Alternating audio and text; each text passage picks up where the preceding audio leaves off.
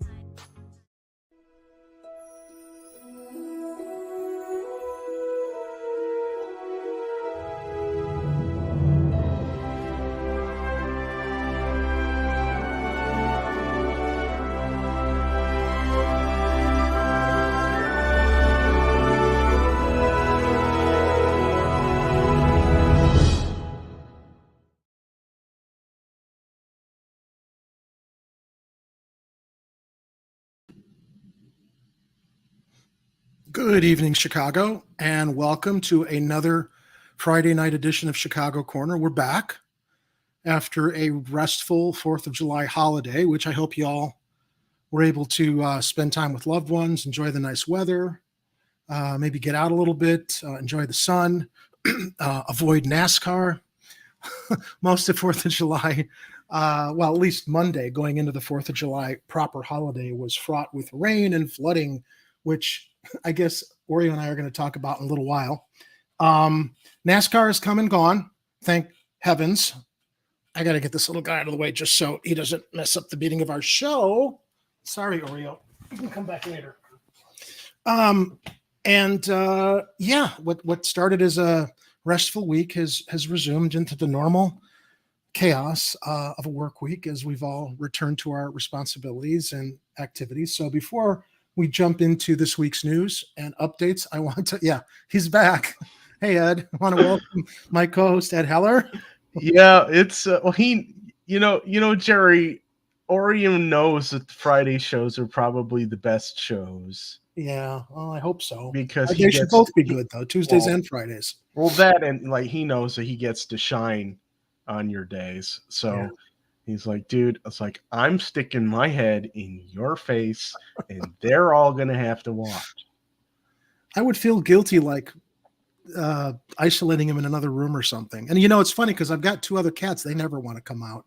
But this little guy is a little ham. But the ironic thing, though, is that on this show, he's Mr. Personality. When I have visitors, it's under the desk he goes to hide because he's a little fraidy cat.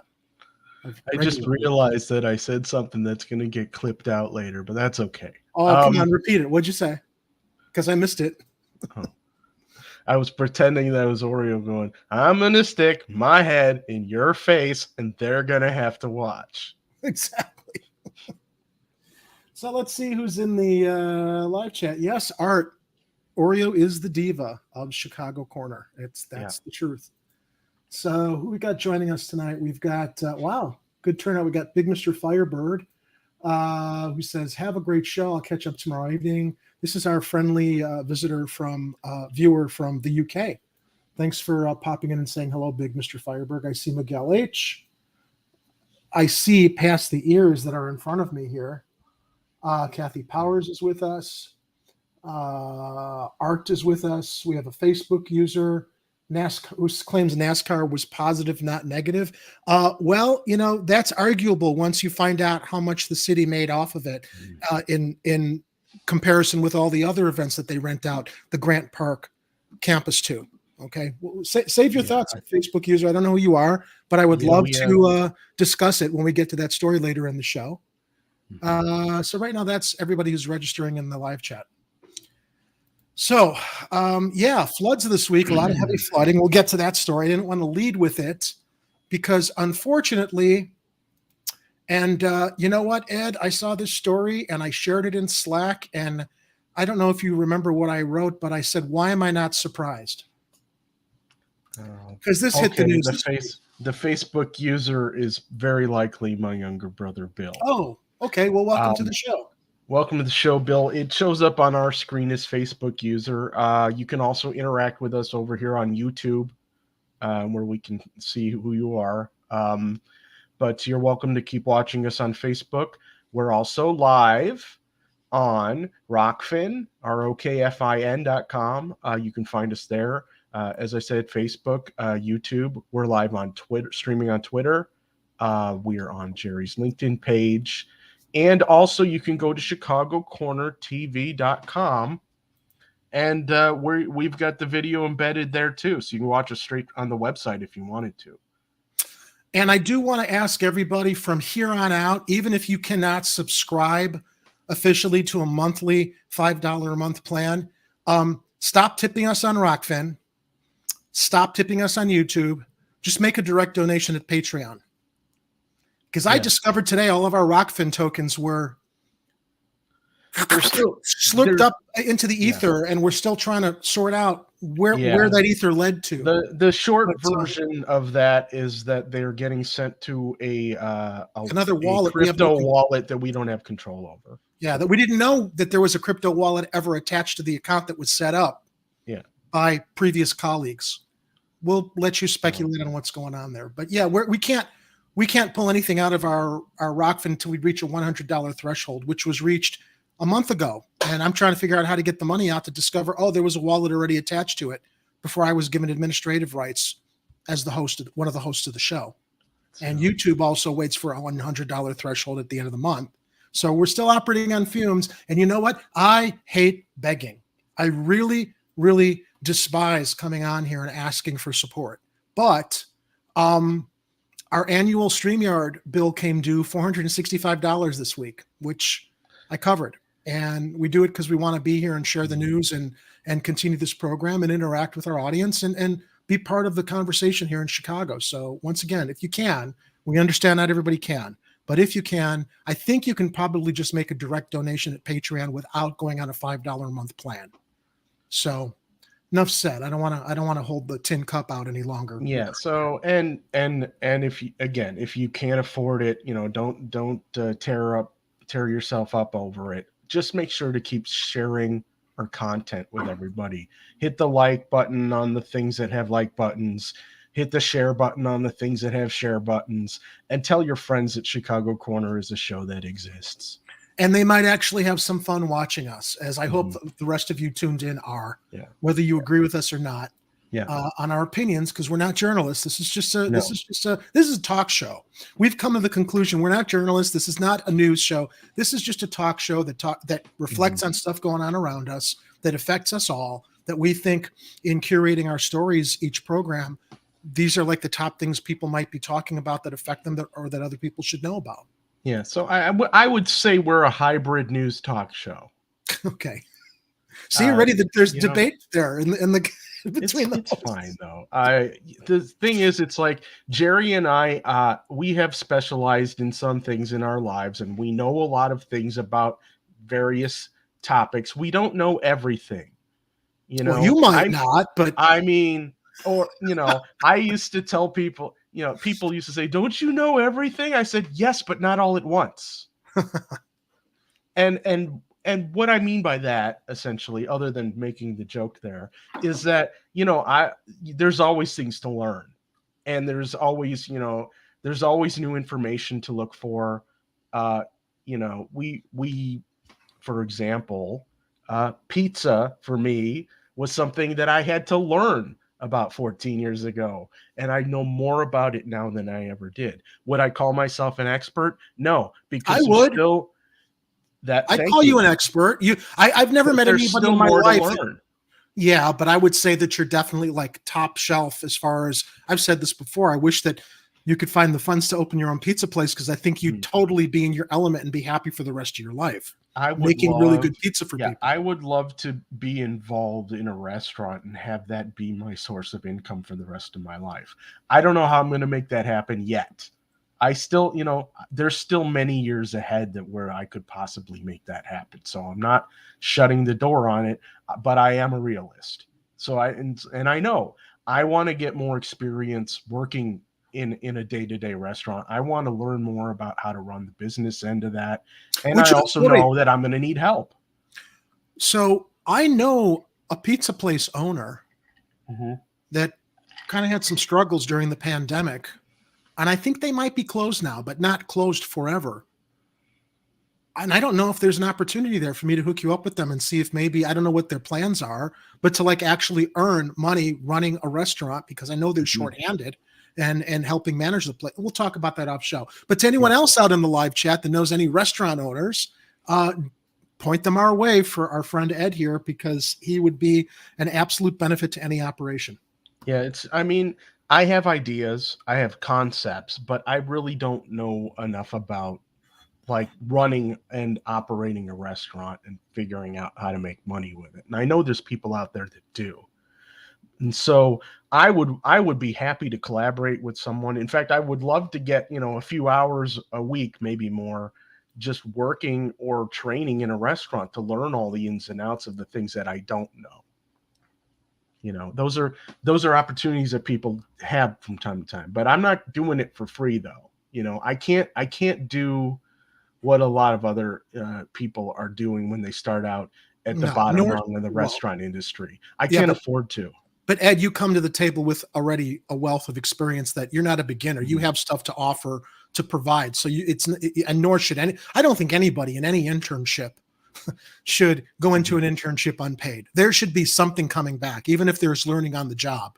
Interns, a lot of organizations use the whole internship model because they don't want to pay actual employees to do work when they need services rendered. So, but in your case here, you're clearly not, someone who needs the experience. You have the experience, and I think that you would be providing, a benefit in a partnership with what you already know. All right. Yeah. So we got derailed there, but I mean, it was an sir, that was my fault. And the reason why I derailed this, Jerry, if you can bear with me for another 30 seconds, is that I wanted to say that, we're not geniuses in every aspect. We don't know everything. That's why we all often count on you and other sources to provide us with information that maybe we weren't aware of. I usually rely on this. Sometimes the magic 8-ball works out. So like, it doesn't have lottery numbers though, because it's, if only. Yeah. So yeah, that's the other thing. You guys want to send us lottery tickets? I'm happy to take those too. All right, let's get to the news. Without blowing a blood vessel reporting on this.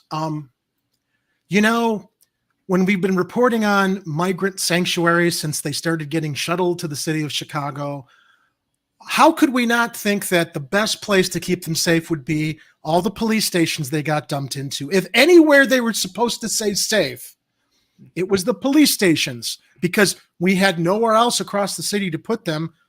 Empty offices downtown. That's another story later in the show. But now, as comes to us from both Block Club Chicago and WB's, this is just disgusting. The city is moving on migrants. The city is moving migrants out of a Chicago police station amid allegations of sexual misconduct. And what are those allegations? There was a young underage migrant girl who was impregnated. I've already experienced some people on my Facebook saying this is an allegation, so I shouldn't have used the word rape in our show thumbnail. But I would also point out that anyone underage is below the age of consent. So it was a rape, as far as I'm concerned. And if anybody wants to sue me at CPD, come after me. Not that I have a whole lot to be sued for anyway. Okay. But this is just absolutely disgusting, abhorrent.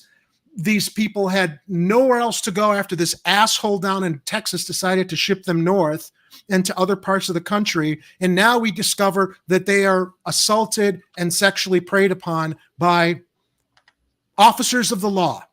Okay. Officers that vowed an oath to serve and protect, not prey and rape or assault. So let's get into this article, because this just makes my blood boil when I read it. And I'm trying to keep calm about it, but it's just like, again, to my note to Ed in the Slack, why am I not surprised? We were extolling the virtues of all the, and again, not all police across the city of Chicago are sexually assaulting migrants. Okay. We reported on a lot of good-willed police officers. I think it was in the 50th Ward, which is the 24th precinct, I think, that we had gotten some reports on how a lot of police officers are going beyond the call of duty, along with a lot of neighbors in the community, to help these people. But, it's assholes like this that give the rest of them a bad name, because this is what stands out, unfortunately. Now, this is reported by Mariah Wolfell, Tessa Weinberg, and Chip Mitchell over at WBEZ Chicago. Migrants were being moved out of the North Lawndale station where allegations surfaced against police, officials said. And this is also a developing story. It's been updated since a couple of these other stories that I linked in our show notes were shared online. Mayor Brandon Johnson's administration is moving roughly 40 asylum seekers out of a West Side police station after allegations surfaced that some Chicago police officers committed sexual misconduct. Can we call it assault? Can we call it rape? Can we stop trying to make the words more palatable when we know what it really is about? Well, yeah, the main news outlets like ABC Chicago are saying sexual interactions. They're trying not to get sued in case they're wrong. They're not. We're even talking about this. Responding to us, yeah, it doesn't surprise us. Means that it's not. It happened. At least one. So some Chicago police officers committed sexual misconduct against at least one migrant who had been temporarily housed there. Our goal is to clear out the 10th district completely today, Mayor Johnson's first deputy chief of staff, Christina Passione-Zayas, said in an interview with WBEZ Friday. A city agency responsible for investigating police misconduct, the Civilian Office of Police Accountability, or COPA, announced Friday it is investigating some police officers for alleged sexual misconduct involving at least one migrant who had been housed at the Ogden district near Douglas Park. The Chicago Police Department's Bureau of Internal Affairs is also investigating. Oh, they're investigating themselves. Allegations include a police officer impregnating a teenager. There it is, in black and white. Passione-Zayas said the city is working to ensure the safety of that individual, their family, and the folks that have been impacted by alleged sexual misconduct. That includes activating trauma-informed intersectional services, she said, including therapy and reproductive health care and support. As if these people didn't have enough on their plate. Now they've got to be served that way too and worry about the possibility of being sexually assaulted by officers of the law or public official, anybody that's in public service, let's say.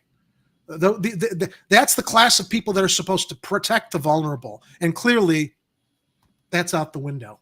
On Friday afternoon, about 40 Latin American migrants could be seen boarding 2 yellow school buses outside of the 10th District Police Station on the west side. Children waved goodbye to the station as the bus pulled off. And there's a photo going with the BEZ article. The migrants had been sleeping on the floor of the lobby since arriving to the city a few weeks ago. They were the latest group of migrants housed at the busy police station as the city scrambled to find more permanent shelters. The buses were taking them to those shelters Friday. The allegations, which were made public Thursday night, prompted swift calls from alderpersons and advocates for the city to move more quickly to transfer asylum seekers into shelters and stop using police stations as temporary housing. It needs to end, and it needs to end immediately, Alderman Brian Hopkins of the 2nd Ward told WBEZ on Friday. Hopkins, Mayor Brandon Johnson's hand-picked chair of the City Council Committee on Public Safety, said police station lobbies are inadequate places to house and support people whose lives have been upended. And that's true regardless of whether these allegations turned out to be true or false. He's absolutely right on that. Adding he's recommended to city officials that the city utilize National Guard armories to house asylum seekers who are arriving every week. Passione-Zayas said the Johnson administration has long wanted to stop using police stations as a temporary shelter. Then stop. And the allegations that have surfaced have prompted even more urgency to stop the practice. Meanwhile, the agency that oversees police misconduct said its investigation is moving forward. While COPA investigators are currently determining whether the facts and details of this allegation are substantiated, we want to assure the public that all allegations of this nature are of the highest priority and COPA will move swiftly to address any misconduct by those involved, Ephraim Iadi, COPA First Deputy Chief Administrator, said in a written statement. COPA said the allegations may involve criminal action and require cooperation with Cook County State's Attorney Kim Fox's office, which did not answer whether COPA or the Police Department's Bureau of Internal Affairs have already referred the case for potential criminal charges. For months, hundreds of migrants have been sleeping in police station lobbies. We know this as the city's maxed out shelters struggle to support asylum seekers being sent to Chicago after fleeing countries including Venezuela, Colombia, Honduras, and more. And what do those three countries have in common, Ed? They've been screwed up by the imperialist U.S. system. Thank you. You've been paying attention. Karina Ayala Bermejo, the president and CEO of the Instituto del Progreso Latino, said the horrific allegations underscore the urgency to expedite faster resettlement of asylum seekers and moving as quickly as we can to shorten any time that an individual is at a police station for everyone's safety. This is not, you think? This is not what police stations are designed to do, Ayala Bermejo said of asylum seekers staying in police stations long term. Marcela Rodriguez, the co-executive director in Enlace Chicago, I don't know if I'm pronouncing that correctly, so forgive me, said in a statement, the city's strategy for housing asylum seekers needs to be reconsidered to ensure their safety. She called for a swift, thorough, and transparent investigation. Ironically, you would think that our police stations would be the safest place for these families. Yeah. Yet, yeah, you would. We have these appalling allegations, Rodriguez said. Now, I want to move on into, the article mentions that there were many older people that weighed in on this on Twitter, and I want to share Alderman Ray Lopez, his contribution to the conversation. Should Twitter load properly for me? Let's keep our fingers crossed here. I'm going to take the screen down just so we're not. You need me to pull it up? Yeah, if you can bring it up. It's the link in the show notes. Lopez weighs in. Yeah, I got it. Well, I got the People's Fabric retweeting Lopez. Is that the one you want? That's the one. Yeah, because they're commenting on his comment. That's why I wanted to share that. Okay. So here he is. Do we have the Lopez overlay here? Yes, here we go. Okay. Alderman Ray Lopez tweeted 7 hours ago, "When I first proposed helping migrants several weeks ago, the first condition was their accommodations must be safe. Allegations involving underage migrants and Chicago police officers are appalling and infuriating, but they are just that, allegations. They must be investigated." And to which someone responded, Fabric. Yeah. To which the People's Fabric quote retweeted, "Lopez showed no such self-restraint before he repeatedly spread false rumors that asylum seekers had created a TB outbreak at police stations." TB meaning tuberculosis. Right. That's one of the social media tweets that addresses Lopez. I'm going to let you bring up the rest because my browser's starting to act up, Ed. All right. Unfortunately. So I guess we'll do the other People's Fabric one. Says, "It seems highly unlikely this is happening at only one police district station. And who is watching the watchers at the respite centers, primarily staffed by contractors, where they do not allow press or volunteers to enter?" So, and that's they're posting the link to the Sun-Times version of the article there. Okay. Agitator-in-Chief says, 2 observations. Someone other than the Chicago Police Department should be investigating these officers. Yeah. And the Chicago Tribune has used, quote, sexual assault and, quote, rape in previous headlines. Using sexual relations here minimizes the harm that was caused by these officers. That's right, because they're nameless, faceless migrants that nobody is humanizing with the allegations that go along with this horrible situation. And then, then there's a troll posting as CPD Piggy on Twitter, who says, "I thought the lefties said love is love." To which Jinx Press says, "Just an account who claims to be a Chicago cop, making jokes at the expense of a migrant allegedly raped by a police officer. We've had our eye on this ghoul for a while, but if you happen to have actual proof of his identity, feel free to message. He deserves the fame he seeks." We're not calling to, dox anybody, but I am. Other people might be. I will. Oh, okay. I'll be happy to. Right. All right. You know what? Let's talk really quickly about doxing, okay? Mm-hmm. I know that people use doxing as a weapon to shut people up, but when you've got hateful people like this that hide behind a phony name, hey, man, I'm on Twitter and my name's there. I'm willing to share and tweet what I believe in. Then you've got these cowards, these phonies that hide behind funny little names like the CPD Piggy, making a comment like this. This is the type of a person that should be exposed to if they really believe in what they decide to tweet on Twitter. This just absolutely awful, disgusting type of a comment. And then here's one I found that's recent. From Chip Mitchell, it says 50 people at this West Side police station voiced disgust with Chicago cops accused of sexually abusing migrants. Little Village Community Council President Baltazar Enriquez says migrants are beaten, robbed, and raped on the way to the U.S. Quote, "And we do it again here. It's mind-boggling." Yeah. So, yeah, he's right. It is. And then there's that last one. So I know there were two people's fabric statuses, but they were different. In the show notes, there's the one that says Lopez. I think I showed that one already. There was a people's fabric up in the show notes. And then there was a new one that says Lopez weighs in. Was it the same tweet? I wish I could see because I can't open it on this end. Let me see what that one is. Hang on.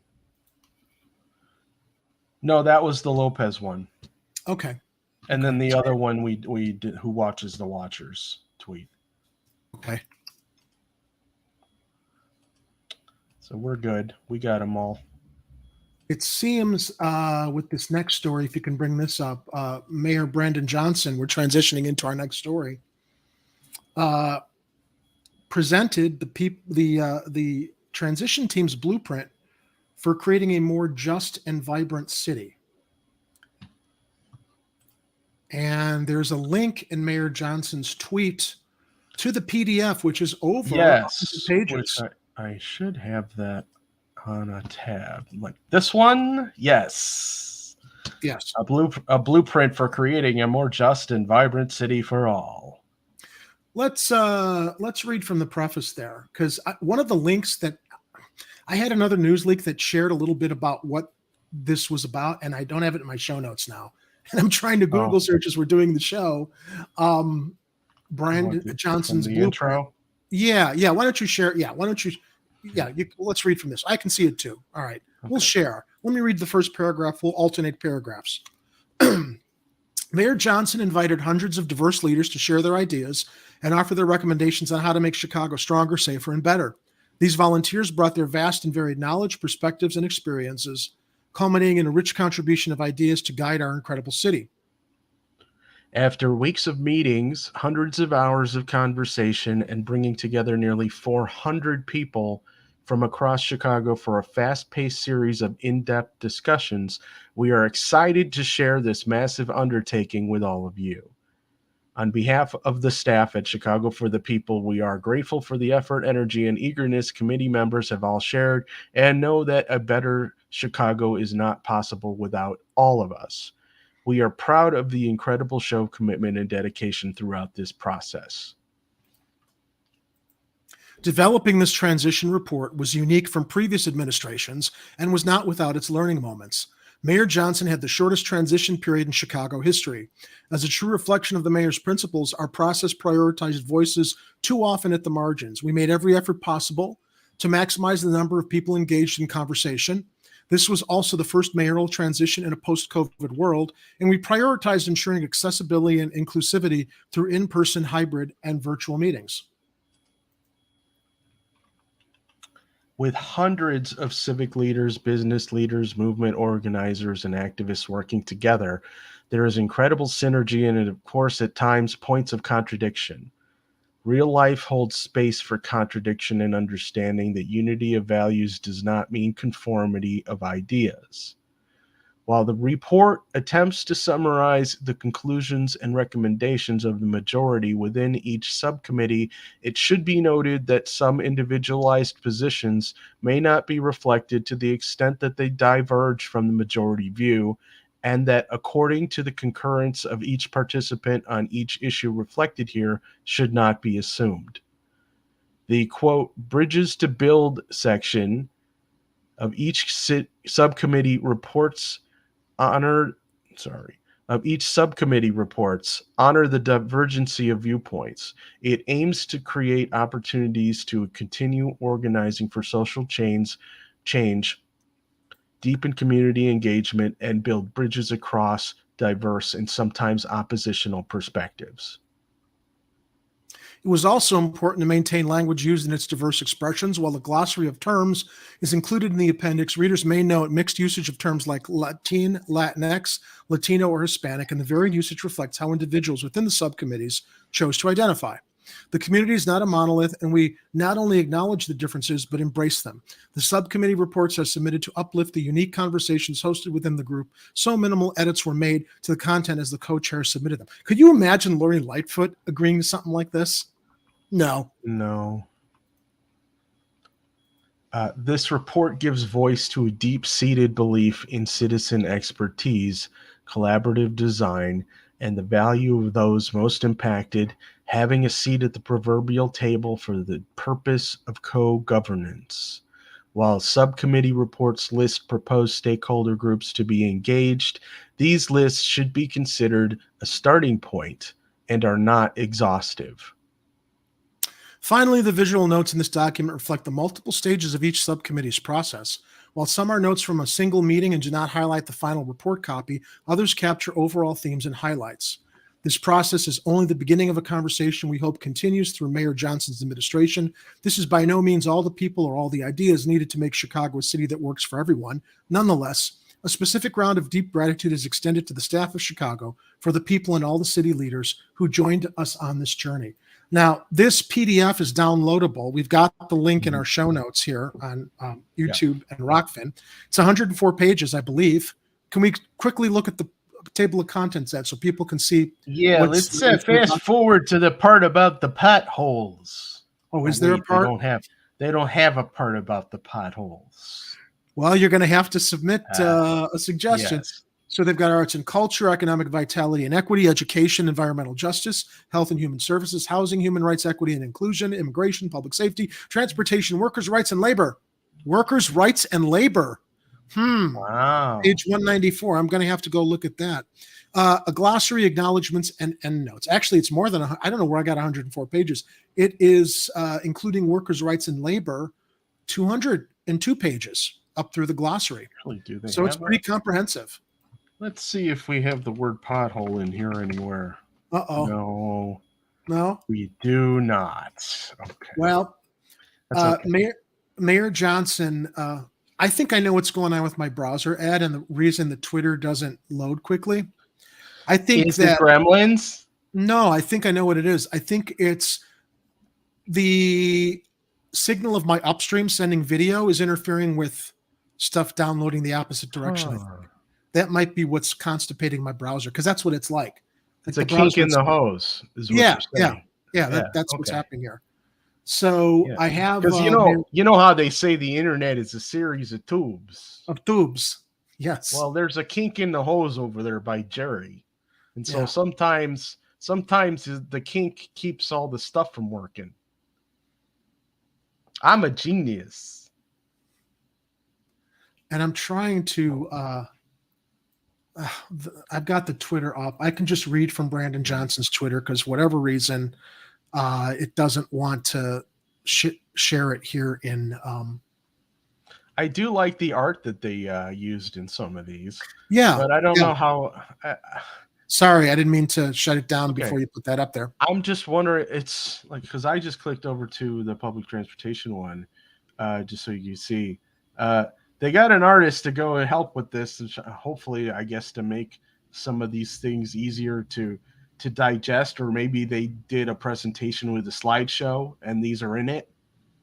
But yeah, I mean, I really want to know what they're going to do. I mean, I was a little disappointed, and I know he said that not everything is going to be in this thing right away, but I was a little disappointed that wasn't more about infrastructure. Transportation is the closest we've got to that section in this document, and we really need is, and them to focus on fixing the roads and our public transportation. Kathy has something to say about it. Yeah. Brandon needs to navigate the CTA trains in a wheelchair. You see, that's another thing. Yeah, it's like we need to come up with like a whole bunch of different type of, social media worthy actions that he can do while he's mayor. And one of them will be Brandon using a wheelchair to try and get around the city. That for one, it's great content, but for two, it helps him understand the situation better. Not just Brandon Johnson, Ed, everybody in planning that has to do shit for the CTA. Every member of city council. Yeah. But then also, I had a similar request on Twitter when I said, look, have Mayor Johnson get in a car and take Sacramento Boulevard, which turns into Humboldt part of the way south, take it south of Madison and keep driving, and then tell me the difference between the road conditions north of Madison and the road conditions south of Madison on that road.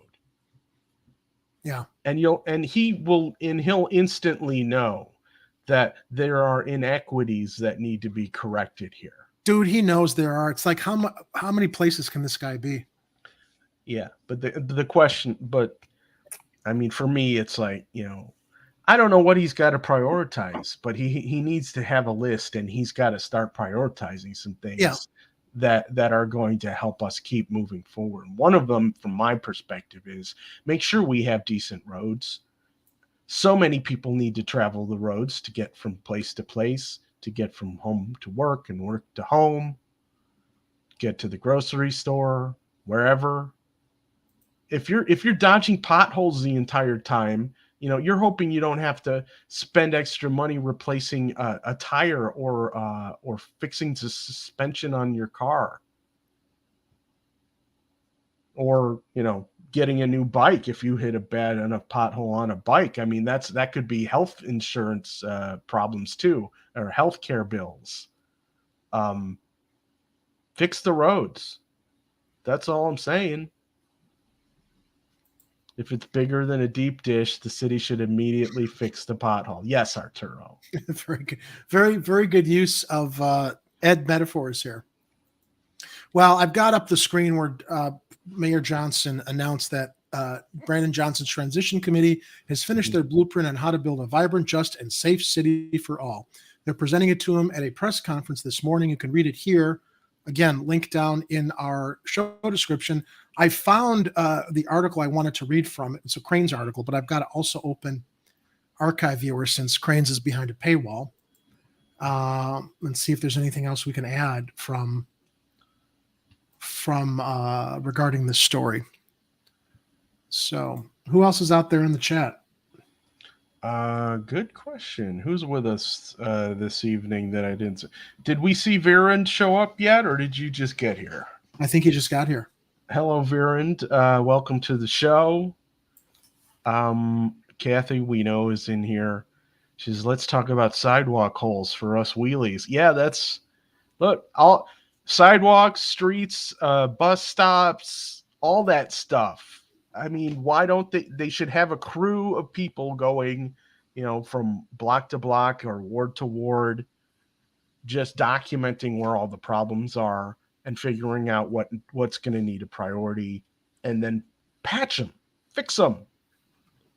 They just finished Belmont Avenue over by me. They finally put the final layer of pavement down on there. I'm like, well, almost all the streets need that now.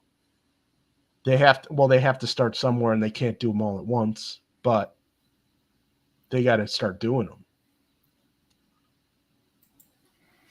I am going to attempt to send you this Cranes link in the. Oh wait, Okay. Now my screen opened up. Let's see how my constipated web browser. Yeah, as Miguel H says, fix the damn roads and fix our damn internet infrastructure. We were talking before the show on a great idea that we had to add to this agenda. Ed, you want to take it from here as far as public Wi-Fi, public internet? What were you suggesting? Did I have an idea for public Well, we were internet? talking about the fact that we always check our upstream before the show to see if we're going to be able to do a show. Yeah. And Ed's is at 11. Mine's at 23. We're both paying for high-speed internet. And that's our upstream that we're stuck with to be able to broadcast the show from our homes. Yeah, it's kind of ridiculous. So, we were talking before the show that, there's been a lot of public conversation about the fact that there should be more publicly available internet. It's a utility. Yes. You can't operate without it. And, when we're paying this monopoly, in Ed's case, Ed's paying the major monopoly, Xfinity Comcrap, and I'm paying RCN astound me with your slow service. You've got two providers that aren't providing for the amount of money that they're getting in the city operating. So I don't know, maybe we need a little nudge in the blueprint for Chicago towards enforcing specific quality of service from our internet providers, since they don't seem to be under anybody's accountability. Oh, that's what that's right. I was saying, if we're gonna be locked into a corporate contract for the city of Chicago with one or two providers basically being monopolies, there has to be like you said, a certain quality of service that's required to be provided by these service providers, especially since parents and kids all need to do Zoom meetings these days. The schools have to have that access. Sure, we're doing a live stream, but essentially it's the same thing. We're transmitting video. We need to have a reliable connection for that and a reliable amount of bandwidth to be able to do it. And I've had more than one occasion, and so has Jerry, and you guys have who've been watching us for a while have seen it firsthand. That when it drops below a reasonable amount of bandwidth to stream, our video goes to crap. Our video freezes. Our audio starts making us sound like robots, and it's no good for anybody. I'm having problems right now opening Windows to read news stories. And I only have all I have open is my Brave browser. Here we go into the Tech Talk. The Brave browser and I only have two Brave browser windows open.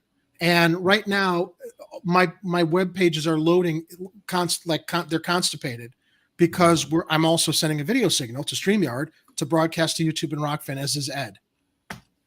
It's just it's. Yeah. Well, I've got the Cranes article ready to go if you want me to bring that. Well, yeah, mine is still loading. So if you want to read, let's have Ed take over the reading. And I gave you a link in the private chat to the archived version. That's what I've got open. So let's just put your picture up and I'll read from the article. Okay, hang on a minute. And this is in regard to the it's freaking ads. That's what. Okay. Mayor Brandon Johnson's transition team released a 223-page report Thursday that tracks closely with his campaign promises, but allows breathing room to negotiate on key policies. The report, titled A Blueprint for Creating a More Just and Vibrant City for All, I really do like that title, I must say, is the work of nearly 400 members who served on 11 subcommittees to tackle separate issues and recommend policy proposals for the new administration.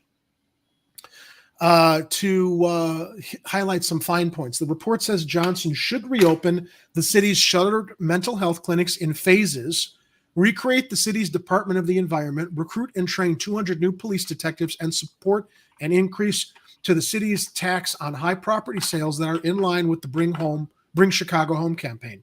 But the report is silent on whether Johnson should implement a corporate head tax, a tax on jet fuel, or a financial transactions tax, all floated by Johnson during the campaign as part of a plan to raise $800 million in new revenue, instead advocating he create a more equitable tax system. The report was delivered to Johnson at a ceremony Thursday morning at Greater Harvard Baptist Church in Bronzeville by members who served on the 11 subcommittees that formed his transition team. The subcommittees were stacked with Johnson allies, but they also served as a way to reach out to those who did not support his campaign and included a range of voices in each field. The report at times references areas where the subcommittees could not reach a consensus. And they have the full report also linked in their article. While the Economic Equity and Vitality Subcommittee recommends Johnson make the city's tax system more equitable, including by reducing the dependency on property taxes, it does not champion any of the tax measures Johnson campaigned on, forecasting the difficulty he'll have pushing new revenue proposals through the city council. We discussed specifics of the mayor's tax policy and tax incentives for corporations, but did not reach consensus. Ultimately, we reached agreement that the mayor should work to grow the tax base and reduce reliance on property taxes, the report says. Instead, the subcommittee focused on addressing the conflicting narratives about our city's economic reality. A lot of conflicting narratives. Chicago has the second most Fortune 500 companies of any U.S. city, saw over 100 corporate relocations and 200 corporate expansions in the last 2 years, and saw an influx of investment in Chicago startups, the report states. On the other hand, we continue to see a significant gap in wealth, employment, and opportunities between decades-long, underinvested neighborhoods. Does that sound familiar, Ed? Yep. On the south and west sides and the rest of the city, resulting in inequitable access to housing, education, justice, and healthcare along racial and ethnic lines. To fix this, Johnson should focus on eliminating the administrative barriers on small businesses, assess the city's economic subsidy programs, and potentially create a new Department of Neighborhood Equity and Repair that would be driven by racial justice data and outreach amongst communities. Oh, I think the Chicago Contrarians' heads are going to explode on Twitter over that suggestion, that it be driven by racial justice data and outreach among communities. I like to cite the Chicago Contrarian on Twitter as our nemesis, because everything we promote here he's against as far as equity and investing in neighborhoods. All he wants is more cops on the street to put more people of color in jail.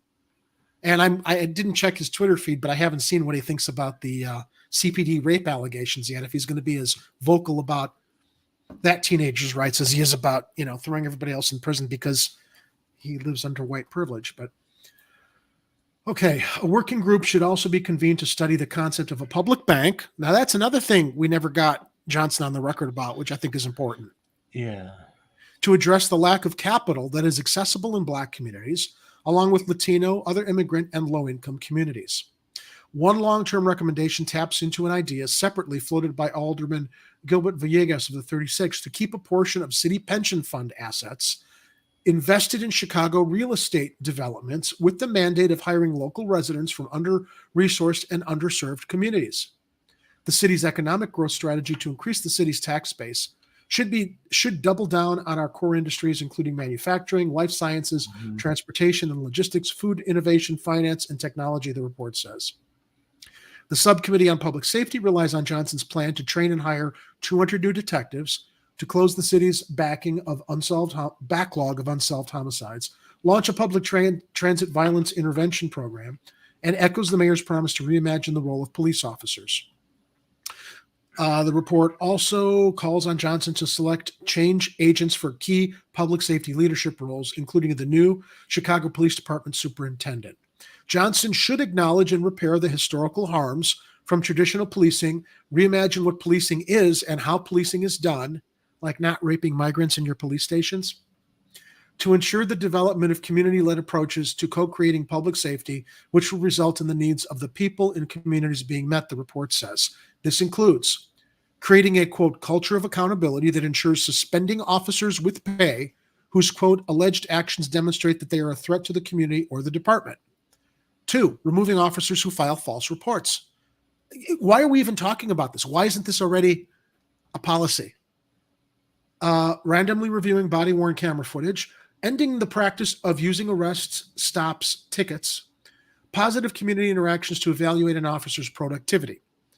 The report states that an overwhelming majority of the subcommittee recommends eliminating the city's contract with gunshot detective software company ShotSpotter, closing the Home and Square CPD site. When I don't understand why. So maybe I guess this is why I don't understand, Ed. Is the mayor able to sign executive orders? Do you know? Anyone in the chat know? Yes, but the question is which of them are actually enforceable. Well, they recommend closing the Home and Square CPD site. Yeah. Couldn't you just close that down with an executive order? I wonder. I don't know. I want to say yes, but I think we're going to have to ask one of our mystery sources and ask them if that's a thing that a mayor can do.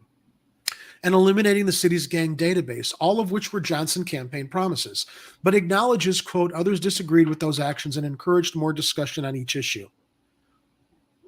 Other subcommittee reports may provide clues on when Johnson plans to tackle other issues he campaigned on or potential disagreements with the city council. The report calls on him to dedicate substantial funding in the 2025 budget to reinstate the closed Department of the Environment with at least a $5 million budget. Some members of the city council, though, plan to push for funding for the department this fall in preparation for the 2024 budget.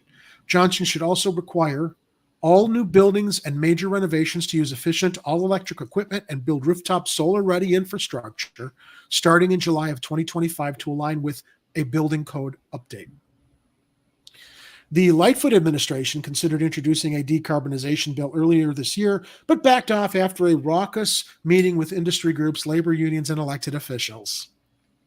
The report addresses a new franchise agreement with ComEd, stating it should have more than $100 million in shareholder dollars for community-based climate infrastructure projects in communities affected by polluting companies that include customer financial assistance. That's fine, but I just want to no longer be ripped off by ComEd, and if they owe me money, I want a freaking check. I want a refund. I mean, that's fine if you want to tell them that they want to keep providing electricity to Chicago, that they need to take a bit of their profits and put it toward community-based climate infrastructure projects. But I don't want that coming out of something that they probably should have refunded to consumers. Speaking of refunds, after I shared my financial tribulations this afternoon, I got a Venmo notification that I was getting my Google settlement for all of for sharing photos online, $97. So I at least have money for the weekend. Oreo. Gary's in the money. I'm in the money at least through Monday. So, yeah, I guess anybody who signed up with that Google settlement for privacy. Those biometric data lawsuits in Illinois are starting to pay off for some people. Yeah, I mean, it's bits and pieces here and there, but if it's money you're going to get, you might as well sign up for those class actions. Yeah. It might be too late now. Well, but they continue though. It seems that, I got a settlement check from Facebook 2 years ago. Then apparently there was another lawsuit and another lawsuit. It's like, just keep your eye open for all of these class action lawsuits to sign up, since your rights were violated under state law, I believe, Illinois state law. And his tail is now covering the rest of this article. All right, hang on a second.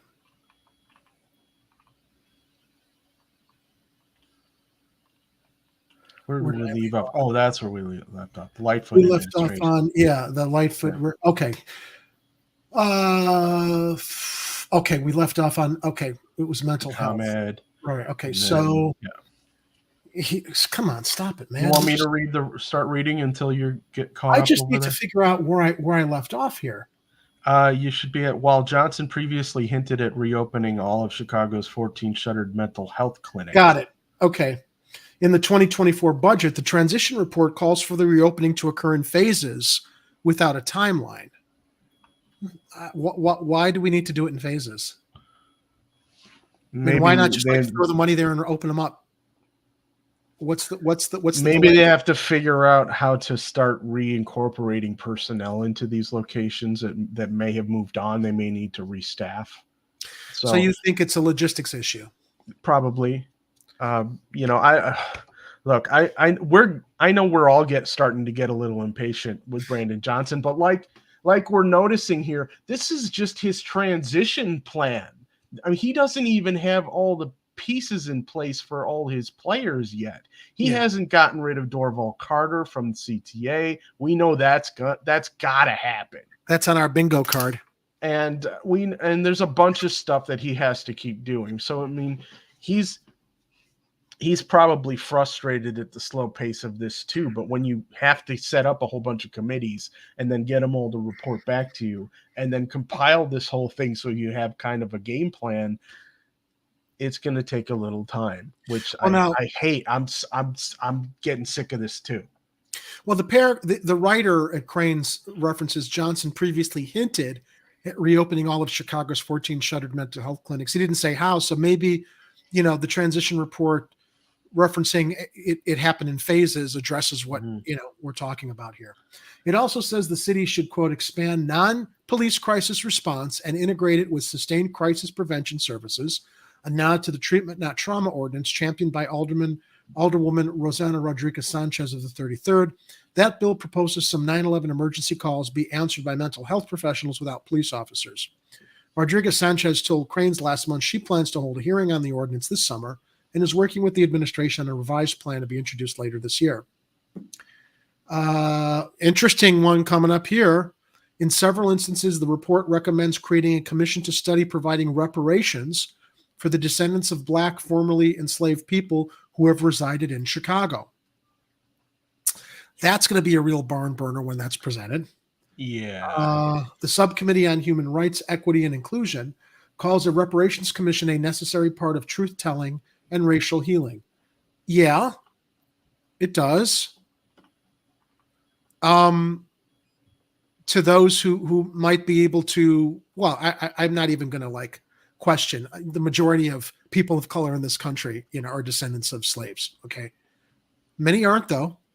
Many came over on their own through immigration. So that's going to be a tough one to try to put into force, given the fact the really important part of that equation is the necessary part of truth-telling and racial healing, as the Cranes article references. A city council subcommittee on reparations was created by former Mayor Lori Lightfoot, but rarely met. Johnson is exploring creating a full commission to study the feasibility of reparations in Chicago. Sources on the city council have told Cranes, although the details on who the commission would report to and who would serve on it are still being ironed out. With hopes of not being tucked away in a filing cabinet and not read again, the transition report says Johnson should find ways to continue engaging the transition team, including convening a smaller subgroup to convene regularly, scheduling a one-year anniversary check-in, or publicly tracking progress reports. We are determined, however, that this report will not collect dust on a shelf. We intend for it to be a living document and a North Star for the Johnson administration to work toward, the report says. Now, the report was given to him a couple days ago. Let's hope that this is his weekend reading material. Yeah. I kind of feel like we have to start one of our own new documents. I mean, we had the Chicago Corner Manifesto, and maybe we need to do a version 2 with all the things that need to happen that didn't happen yet, or things on our list of priorities, maybe. I don't know. I'm thinking, well, there was a whole bunch of good stuff in our Chicago Corner Manifesto that we could probably just make a new document with that as an outline and then just start revising it. Yeah. Yeah, because there's a bunch of stuff in there that maybe we don't really agree with anymore, or things that we think need to be updated with new information or slightly tweaked based on what we think the expectations are. But and then also, because these will be documents that are also compiled by viewers of Chicago Corner, or at least, we would like to get your input on that as well. So once I have a new document rolling, I'll let you guys know. We'll present it to everybody. We'll put a link on the website, and we'll try to move forward with something that is kind of a hybrid of the Chicago Corner Manifesto and the Brandon Bingo card. I am trying to open up our next story, which is also about Mayor Johnson. He appointed new Chicago school board members that everyone, of course, you've got people up in arms on Twitter because some of them have affiliations with CPS and prior demands that CPS had requested during the last strike. Ed, I'm going to let you open this up because I don't know what the hell's going on with my browser. Why don't you read this next story? I'm going to see if I can open Safari without it interfering too much with stuff here. Okay, stand by. Mayor Brandon Johnson appoints new Chicago school board members. Jianan Shi of the parent advocacy group Raise Your Hand was appointed as board president. Johnson replaced all but one of former Mayor Lori Lightfoot's appointed members. And this comes to us from Block Club, who is actually, they may be republishing Chalkbeat. Yes. According to this, Mila Kumpalova from Chalkbeat wrote this one.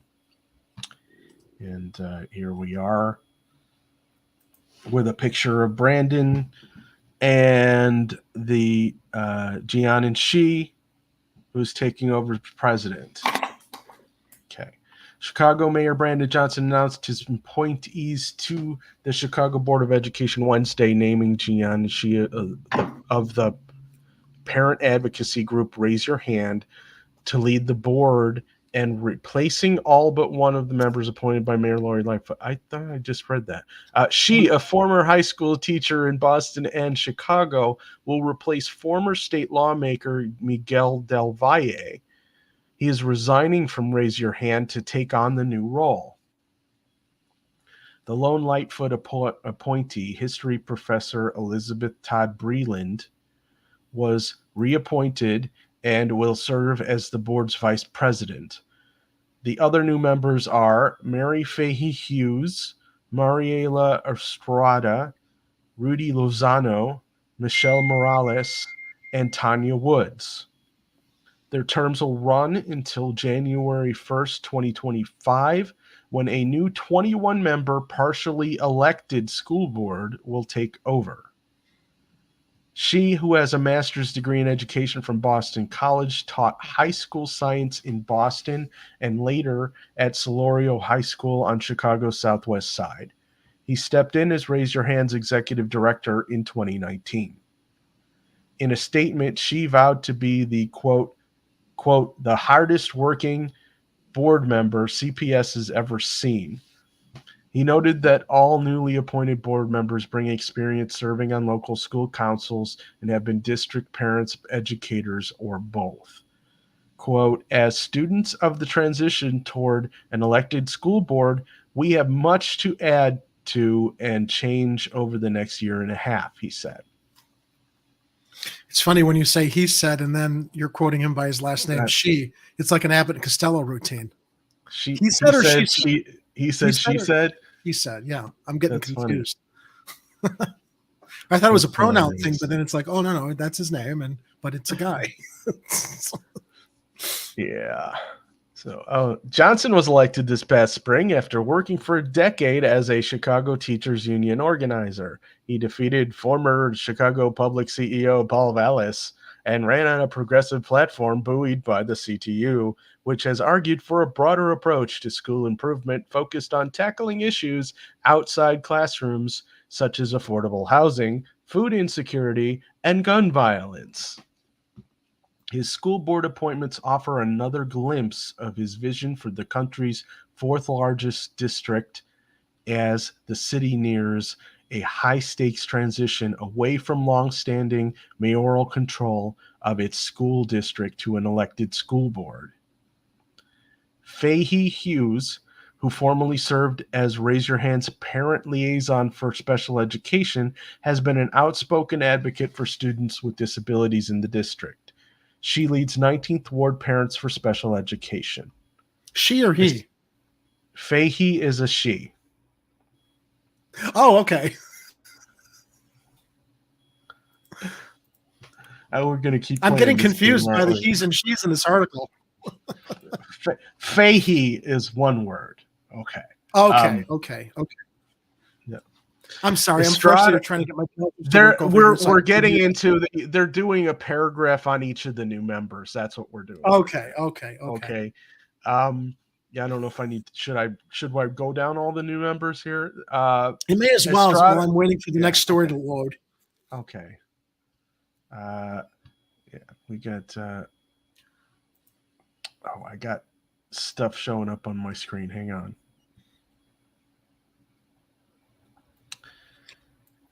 Okay. Estrada is currently the director of community organizing at the United Way of Metro Chicago. According to her LinkedIn profile, she also formerly worked at the Brighton Park Neighborhood Council, a nonprofit that partners with the district. Lozano is a vice president at JP Morgan Chase and formerly worked for the community group Enlace Chicago, according to LinkedIn.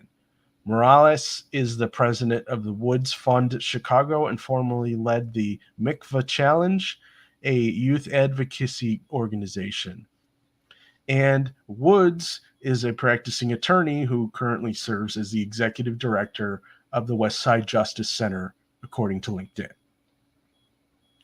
Morales and Lozano both taught at alternative public high schools, according to their online profiles, while Woods and Estrada list community organizing roles in their past work experience. Johnson's school board picks follows his appointment of teachers union leader Jen Johnson as his education deputy. In the run-up to the appointments, about a dozen education advocacy groups appealed to Johnson to ensure a more open and transparent process for selecting board members.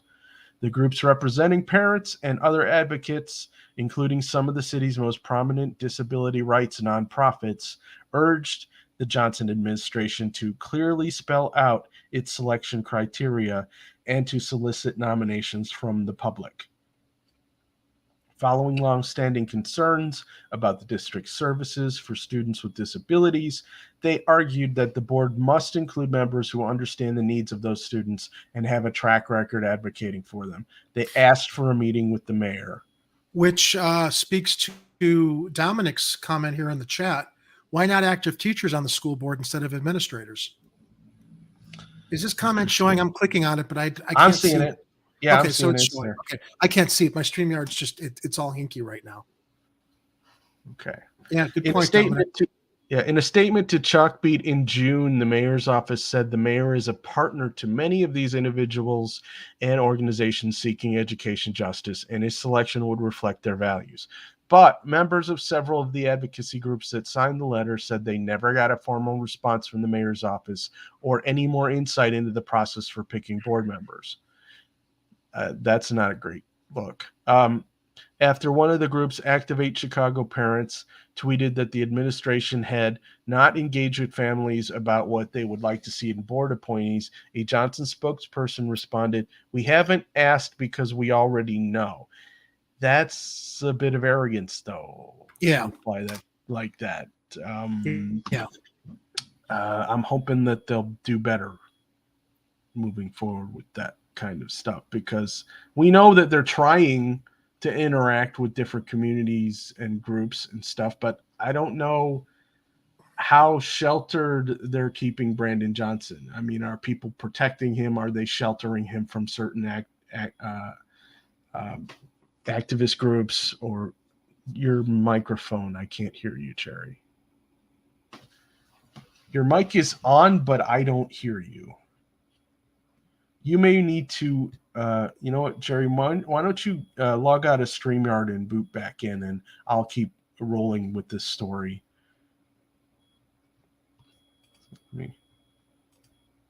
We'll rejoin Jerry on his Friday evening program as soon as he's able to defeat the gremlins.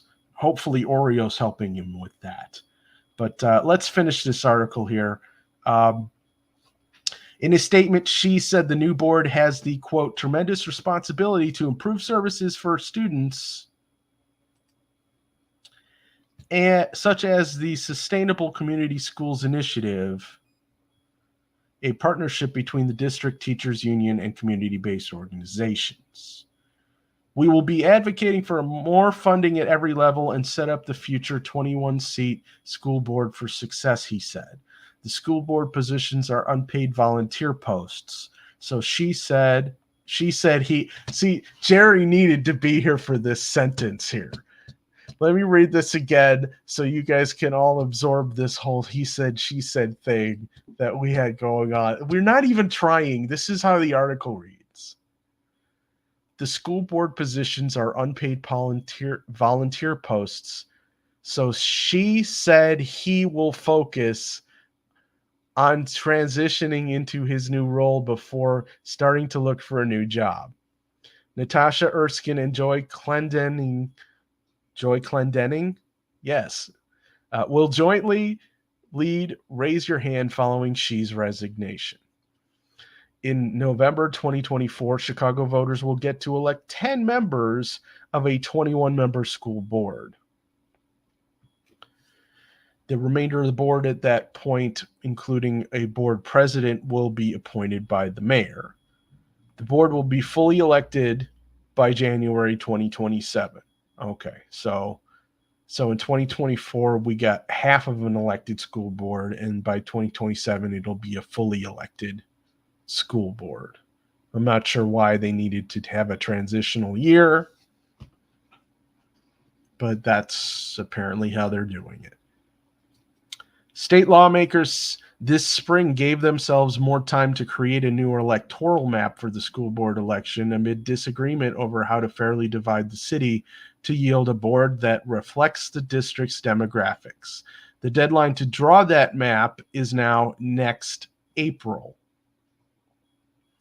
That's good because I had heard that the last few submissions of that school district board map were wholly unusable. So let's see who's in the live chat really quick here. Oh, we got I see Extra Bulla, I see Gamer for Life, I see Fred Edward.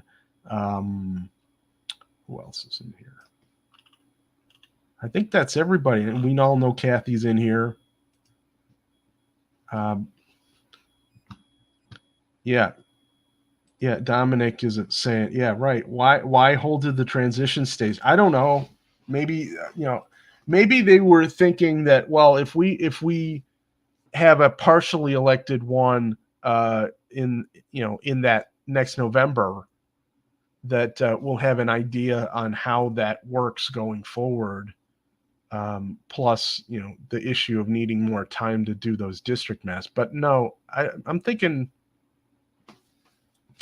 they didn't need that transitional year either, to be honest with you. Nope, Warren, I see it in there. Good to see you, buddy. What's the rest of this? Let me finish the rest of this article and then hopefully Jerry will be back in here. Damn. All right.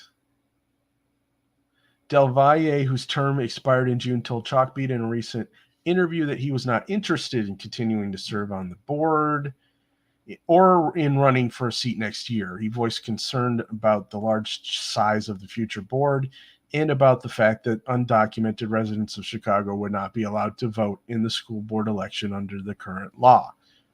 I guess people have different opinions on that. You'll have labor versus business and charter schools in terms of funding, he said. Parents won't stand much of a chance of getting elected. Several of Lightfoot's appointees have been serving on the board for only a short period of time. She shook things up in June 2022 when she appointed 3 members, ousting 1. Dwayne Truss, who vocally opposed the construction of a $120 million high school on the near South Side. In March, after failing to secure a second term, Lightfoot appointed a former charter school official to the seat vacated by the former president, Sendhil Revoluri, last December. And, well, that's the end of that article. And we'll be moving on to the next one as soon as we can determine if Jerry is able to enter through the alternate portal from beyond. Should I try to bring you up on the screen, Jerry? Oh, there you are. Well, I can see you. Can you hear me? I can hear you. All right, let's see what luck we have here. All right, well, let me move. I was tempted to run a speed Stop. test, but I think it would just answer the question. I think I'm being throttled right now because there's no reason this browser's one browser. Those sons of bitches. So yeah, the next story was going to be about the water capacity with the rainfall on Monday. Yeah, the flood. Well, it was past Monday. I think it went into Wednesday, didn't it? Yeah. Well, this past weekend we had that NASCAR thing, and it was raining cats and dogs, and it was flooding so badly in various parts of the city, including the racetrack. I want to share with our sure they were going to run the race. I was hoping they wouldn't, and they did actually cancel some of the races, and I'm wondering how many of those ticket holders from the canceled races are going to get refunds. Yeah, well, they had what was it, the Xfinity qualifier race or whatever. They had postponed it, or they had ended it early, and then they decided to cancel it. But Xfinity, then so they were the big sponsor. And then Xfinity, wait, can you stop for a second, Ed? Xfinity there was there to promote their internet service at a race because their service is so speedy and fast, right? Yeah. Or not? Yeah, I mean, I don't know how off the rails we want to get on this conversation, but I was like, well, I mean, and we've already talked about it. I mean, you're providing broadband to an entire city, or almost an entire city, and you're going to sponsor the race, and you make all these claims of being super reliable. And meantime, the local independent video people, shows like broadcasters like us, can't get a reliable upstream to even talk positively about the NASCAR race you're sponsoring. Well, we wouldn't be talking positively about it anyway. Well, I will give them this. They did finally get that race going on Sunday, and when they weren't sure if they were going to, and it was entertaining to watch. I can say loss of a lot of money for people who had businesses in that area. Yeah, there's a whole lot of downsides to that whole thing. And there's a story we'll get to after this one regarding that. But I want to share with our Slack, with our viewing audience, what Ed shared with me in the Slack about this story that we're going to share with you all now. Ed shared with me. Chicago has known about its potential and previous flooding problems for years. They knew the climate change would bring more of them. These a-holes are telling us, don't run the dishwasher, don't wash your clothes, shorten your baths and showers. Fuck that. Yes, which exactly. Leads to this report. And you can bring up the picture there. I can read from it because I've got it open. Okay. With cities' water systems at capacity, Chicagoans are urged to reduce water usage. Oh, no. Okay. So we're supposed to reduce our water usage on something you all knew. Well, I have to say, though, Ed, they did complete that deep tunnel project. Yeah, which but clearly it wasn't deep enough. We thought was supposed to take up all the backflow, which it didn't, because we had flooding, and they had to reverse the flow of the Chicago River into Lake Michigan, which means there's a lot of dirty water out there, which is why they're telling people not to use as much water as they're used to. The last time they did this was in May of 2020.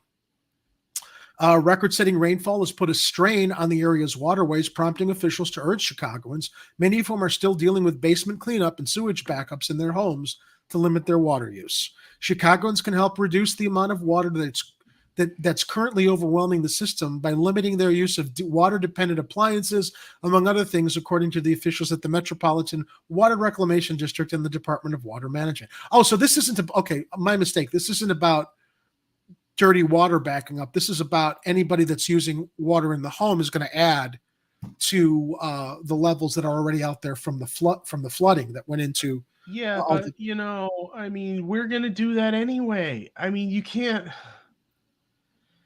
Don't run the dishwasher. They should be more concerned with the industrial uses of water supplies in this city and worry less about what people in their homes are doing if a guy needs to take a shower. Yeah. Don't run the dishwasher. Don't wash your clothes. Shorten your baths and showers, said Allison Foray, a spokesperson at the Reclamation District. We want to keep as much water out of the system as possible.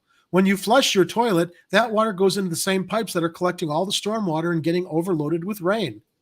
Between 5 and 6. Look, if it's yellow, let it mellow. If it's brown, flush it down. I'm fine with that. But other than that, I've never heard you guys got to drink plenty of fluids. I'm not going to stop telling you that. Between 5 and 6 inches of rain covered the city Sunday, with 24-hour rainfall totals of up to 9 inches on the west side and in the western suburbs. I saw some sewage drains in the city, like popping up like in a cartoon, like in a Tom and Jerry cartoon. You saw like the fountains in Las Vegas. No, yeah, they did. All downtown. Flash flood warnings were in effect across the city for most of the day, and more than 1,000 people reported flooding in their homes and businesses. We were watching the radar, and the storm system was just sitting over the west side, almost circling it, and just kept dumping water, said Ed Staudacher, Assistant Director of Maintenance and Operations at the Metropolitan Water Reclamation District of Greater Chicago. It was just too much water for the system to handle. To release some of the excess water, officials reversed the flow of the Chicago River by opening the locks so water could escape into Lake Michigan for a few hours, both on Sunday and Monday, according to a news release. The last time officials did this was in May of 2020. The decision to open the locks... Not that long ago. No. The decision to open the locks isn't something officials take lightly, because water from the Chicago... Oh, I was right. That's what I was thinking here. Water from the Chicago River pollutes Lake Michigan, which is the city's source of drinking water. This is necessary in extreme situations, according to the news release. We've already got dirty water with all the lead in it. Now you got to worry about sewage backup. Officials only reverse the flow of the river when protecting the health and safety of the public from intense flooding outweighs the risks of polluting the waterways, according to Staudacher. Okay, we get it. Enough of that. I mean, that's what we're being told. We know they're all backed up. These are not X-ray specs. I wish they were. Yeah, they can't. It's a certain timing they have to do in order to open the locks and reverse the flow of the river. Because if they do it too early, then they start flooding the city with Lake Michigan water. Yeah. So it's not like they could have done it any earlier than they did it. And I know people were complaining about that, but I mean, the truth is that they still haven't planned properly for the type of flood events that we keep experiencing. And why the hell not? Why aren't more people pressuring? I mean, if they need federal funding to build an even deeper, water diversion facility or whatever, dig a deeper hole, whatever, then yell at Congress and get it done. And regardless of this, we still experiencing droughts. I mean, these floods are happening on a short-term basis, but we're still experiencing droughts in a lot of places in the country. While our river levels may be higher now, there's a lot of rivers that are and bodies of water that are the lowest they've ever been. The Colorado River is disappearing, for example. Diverting water to that river, I don't know if that's possible, but maybe that's an undertaking that the Army Corps of Engineers needs to focus on instead of other stupid war-related stuff. Yeah. As I was reading through that article, Ed, I was reflecting on what we were talking about pre-show, that I'm just tired of reading news, man. Yeah. I'm just tired of reading news and content. I know. I'm tired of seeing bad news. I am too. Although there's not as much bad news as there was a couple months back when Lightfoot was still in office. I mean, there's less bad news about, I think, overall politics in the city, which I'm grateful for. But yeah, I mean, I'm just like, I'm getting tired of listening to myself drone on here. Let's go to the live chat and see what's going on. I'm gonna see if my browser cooperates here, and allows me to bring up some comments. If it doesn't, I'll just read the comments. Gamer says, I still drink bottled water. Okay. That's fine. Extra Bullet says probably wouldn't be a problem if the river wasn't a toilet. Yeah, well, the lake isn't that much better. Yeah.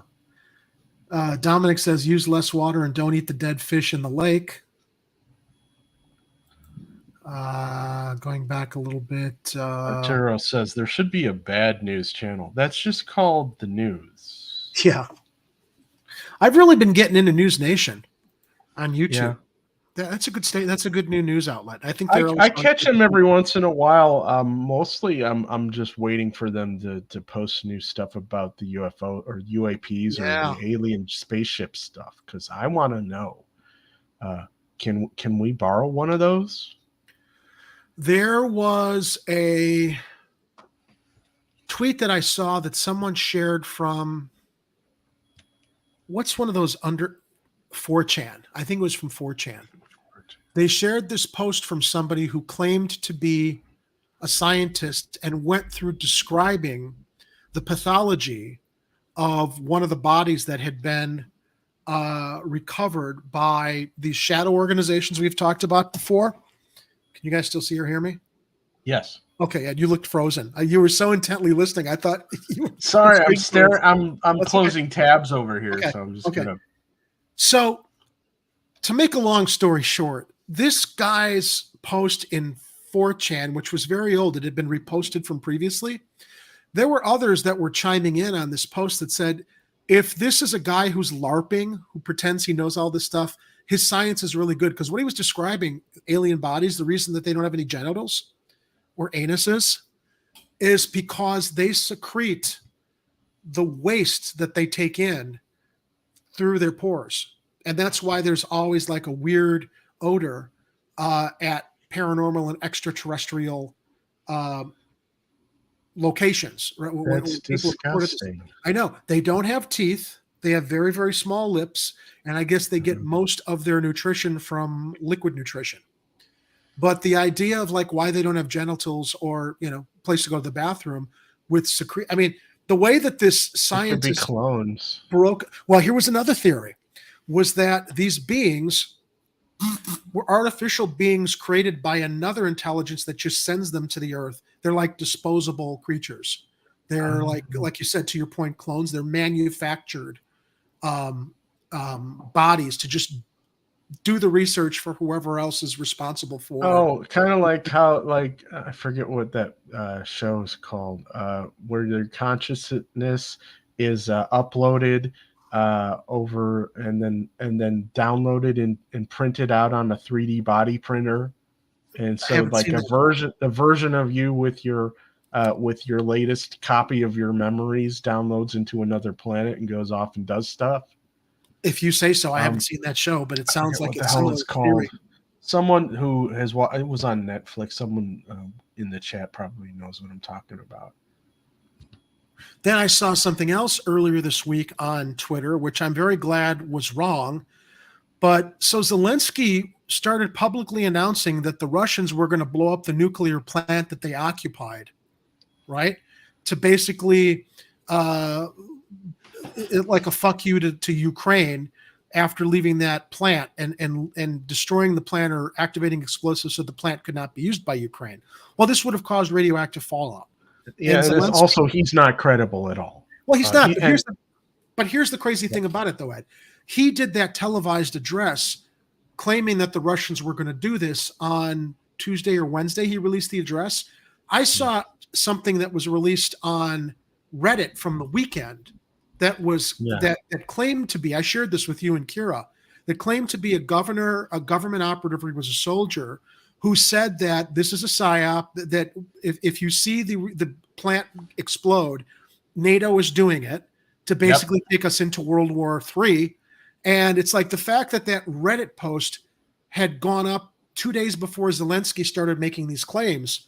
I got to tell you, it got me a little bit nervous because I'm like, so what if a military officer just decided, fuck it, man, I have to let everybody know because this is going to happen this week. And I posted it on my Twitter. I think I may have posted it on Chicago Corner's Twitter, because the fact that the Reddit claim came 2 days before, and I saw Zelensky on Tuesday or Wednesday. Tuesday claiming this. I'm like, oh my God, we actually got like a warning of this 2 days ago. Luckily, though, the plant was not destroyed yet. If this is a false flag operation to get the rest of the NATO nations involved in deciding to mobilize against Russia, it is. As Reddit post was for real. I don't know. And it's not the first time that Zelensky has done this kind of crap. He's been trying to get Russia blamed for any damage done to that nuclear power plant for months now.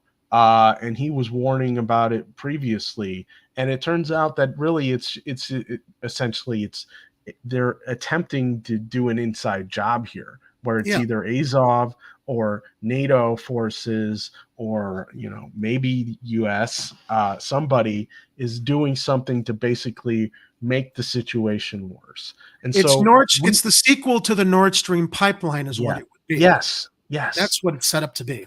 And we just recently heard that there were some negotiations that were going to be taking place between Russia and the United States. And I don't know about NATO or if Ukraine were involved in it, but about winding down this war. And right when that information started spreading around, all of a sudden we hear the U.S. is going to send cluster bombs to Ukraine. Yep. I'm pretty sure that cluster bombs is a war crime. So don't do that in my name, America. And also, we need to stop this proxy war. Stop blocking attempts at peace because you want to keep rolling along with your military-industrial complex and your endless war thing that you keep doing. We're tired of it. We don't want war. We definitely don't want World War III. And you guys are a bunch of dimwits to keep saber rattling like this. Yep. There, I'll get off my soapbox now. All right. We got, thankfully, your soapbox bought me time for this next story to load that I can read while you share the picture from your end in our live stream. Oh. So we're getting a NASCAR. Speaking of NASCAR and the flooding, and I think you said it was your brother who was on the in the chat earlier about NASCAR, how it was a good thing. I don't know if that was him who said it was a good thing, but somebody said it was a good thing. Yeah, it came from Facebook, and I think you said you speculated it may have been your brother. Well, he identified himself in a few further posts, but was that him who posted the first one? I don't know. No, I mean, look, I understand the commercial appeal and the need to put Chicago in the spotlight with a race that really has never been done before in this way. And so, as far as getting the attention of the world for a race, it was the most watched NASCAR race ever. Even though they only were able to do it on one day or 1.5 days, I guess. But they had to cancel most of the concerts because of the rainstorms. One poor guy who was setting up audio for an event got electrocuted and died. That's terrible. Yep. All of the disruptions and who knows what kind of other financial disasters happened because they had to shut down part of the city like that. Let's get into that as Fran Spielman shares. This is actually an interesting report to read from since it does offer a lot of details regarding all that. And it does pose the question. We've all been hoping that given the disruptions it caused downtown to businesses and people's access to the lakefront, especially on a 4th of July weekend, if the mayor, the new mayor will say, nix next year. No, we're not doing it. Did NASCAR pay enough to use Grant Park downtown streets? Chicago Park District boss defends the agreement. The 3-year agreement with a 2-year renewal option calls for the Park District to receive a $500,000 permit fee. That pales by comparison to the $8 million to $9 million Lollapalooza pays every year to rent Grant Park. So all the area, more area than Grant Park was shut down for NASCAR. Yeah. All the streets, all the main arteries downtown there on Michigan Avenue and Lakeshore Drive were shut down, as well as the park. And, of course, the Chicago Sun-Times article is halfway down a paywall. All want right, me to let read me this? see if I can. Yeah, God damn it, man. It's just Under fire for giving away the store, Chicago Park District Superintendent Rosa Escareno is defending the terms of the NASCAR's agreement to rent Grant Park as consistent with how Lollapalooza was treated when it started. Really? I think there's a few differences in the yeah, in that. I that mean, for involve one, traffic and access. but my main issue right up front is that this was NASCAR's 75th anniversary. That's never coming back again. This was a one-time situation where they tried to capture lightning in a bottle with the Chicago street race to make it happen on the 75th anniversary of NASCAR. That alone should have warranted a premium way higher than Definitely. $500,000.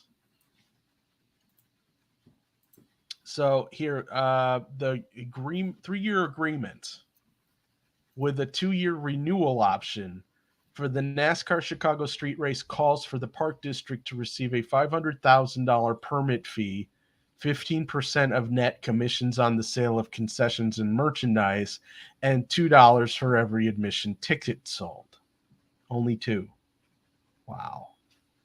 The lowest price ticket was what? $200 and something dollars? Yeah, Or I mean, what are normal NASCAR races for general admission? Like 50 or 60 probably? I would imagine.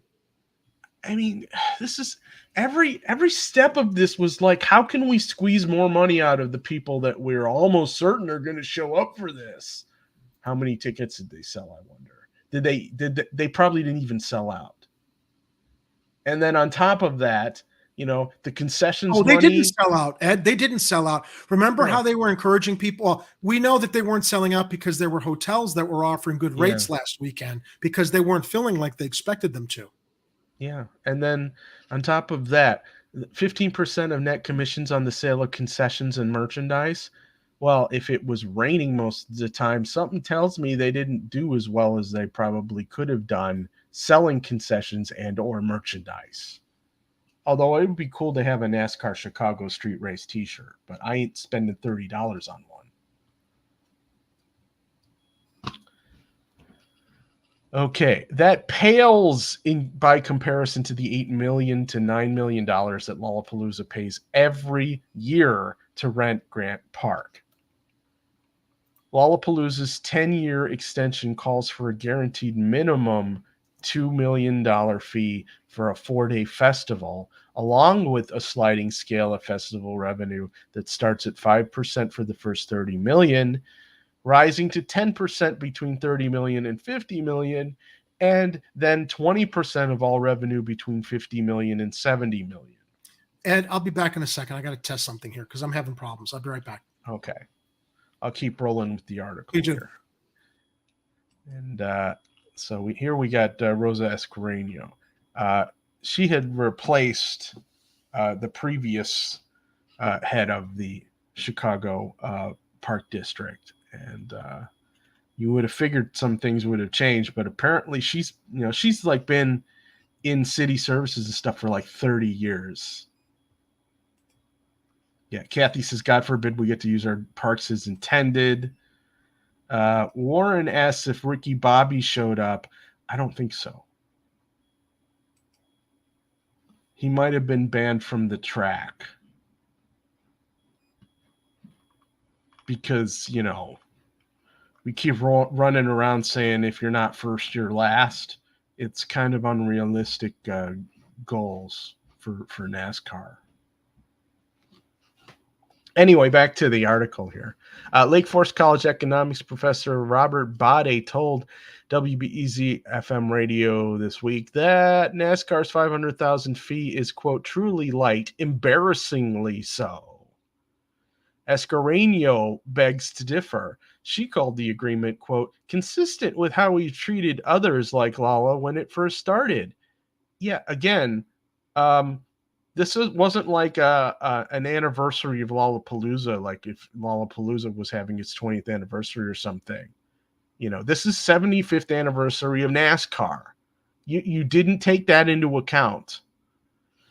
Kathy wants to know if Lori showed up to the NASCAR race. Well, I wasn't paying full attention to the entire race on television. I didn't see her. But something tells me that she was in attendance somewhere along the lines, because, you know, she was so knee deep in making sure that this thing happened. I can't imagine she wouldn't have shown up.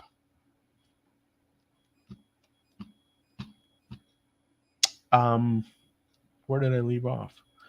Yes. The approach was the same, a base fee for the use of the park with a commission and a per ticket fee, she said. As these events grow, the idea is that as they do better, we do better. The agreement is intended to grow as the event grows. How naive is that perspective? To think that, you know, I mean, you've already got your sweetheart deal with Lollapalooza, and you know that the guys who organize that are some of the guys that were organizing the NASCAR event. So why is it not clear to everybody that Chicago was basically just handing them this race without asking for very much in return? So yeah, I'm curious, what kind of return are we getting off of this mass disruption that is still a disruption, because they haven't finished undoing all the road closures and everything that took place in the city. So let's get down to the rest of the article here. Riot Fest pays a $750,000 fee to rent Douglas Park, but that's an unfair comparison, Escorreño says. When you talk about Riot Fest, that is only a permit fee. We don't have the additional commission on concessions and merchandise, she said. Yeah, the concessions and merchandise that they probably didn't sell a whole lot of. I mean, we saw that the $10.50 beers, and they were maybe a buck or two cheaper when you bought a 6-pack, Jerry. What'd you say? I can hear you. Okay. So I said they had the $10.50 beers, and they were a little cheaper at 6-packs. I closed Brave, shut off StreamYard. All of my news story windows opened immediately. My speed test was showing me at 477 download, 2404 upload. It seems whenever I open StreamYard, everything is getting constipated to send my camera stream. So. Okay, well, maybe we'll have to troubleshoot that one at a later, time where I can take a look at your laptop. But in the meantime, I was talking about how Rosa Escorreño keeps trying to make excuses and justifying this absolutely lousy deal that the city made with NASCAR for this event, regardless of the weather conditions that happened to be unfavorable this past weekend. I mean, Again, I'm going to say it one more time. This was the 75th anniversary of NASCAR. You don't give that away for $500,000 plus some concessions fees. Right. You don't do it. Or I also read something about the fact that there were advertising. The city had no take from NASCAR's advertising. Right. So, I mean, Comcast, Xfinity becomes the sponsor of the event. Chicago's not seeing that money. What do we get for our troubles? They throttle my upstream. That's what we get for our troubles there. So, hey, look, you guys don't want me to keep complaining about you, Xfinity, then stop throttling my upstream. It's that simple. And stop pretending you don't. We know you do. This was an article I read ahead of time to see how she was making all these excuses for this really, really shitty deal. And that's why I'm hoping the mayor cancels it next year or figures out a way to renegotiate it.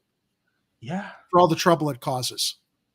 Look, I mean, it was some amazing visuals. You know, the race was beautiful to watch. Okay. slightly entertaining with the cars that kept slamming into the walls of tires and getting stuck and needing to be towed out. Kind of fun to see that most of those cars were able to just, once they got towed out, get up and start driving away and continue the race.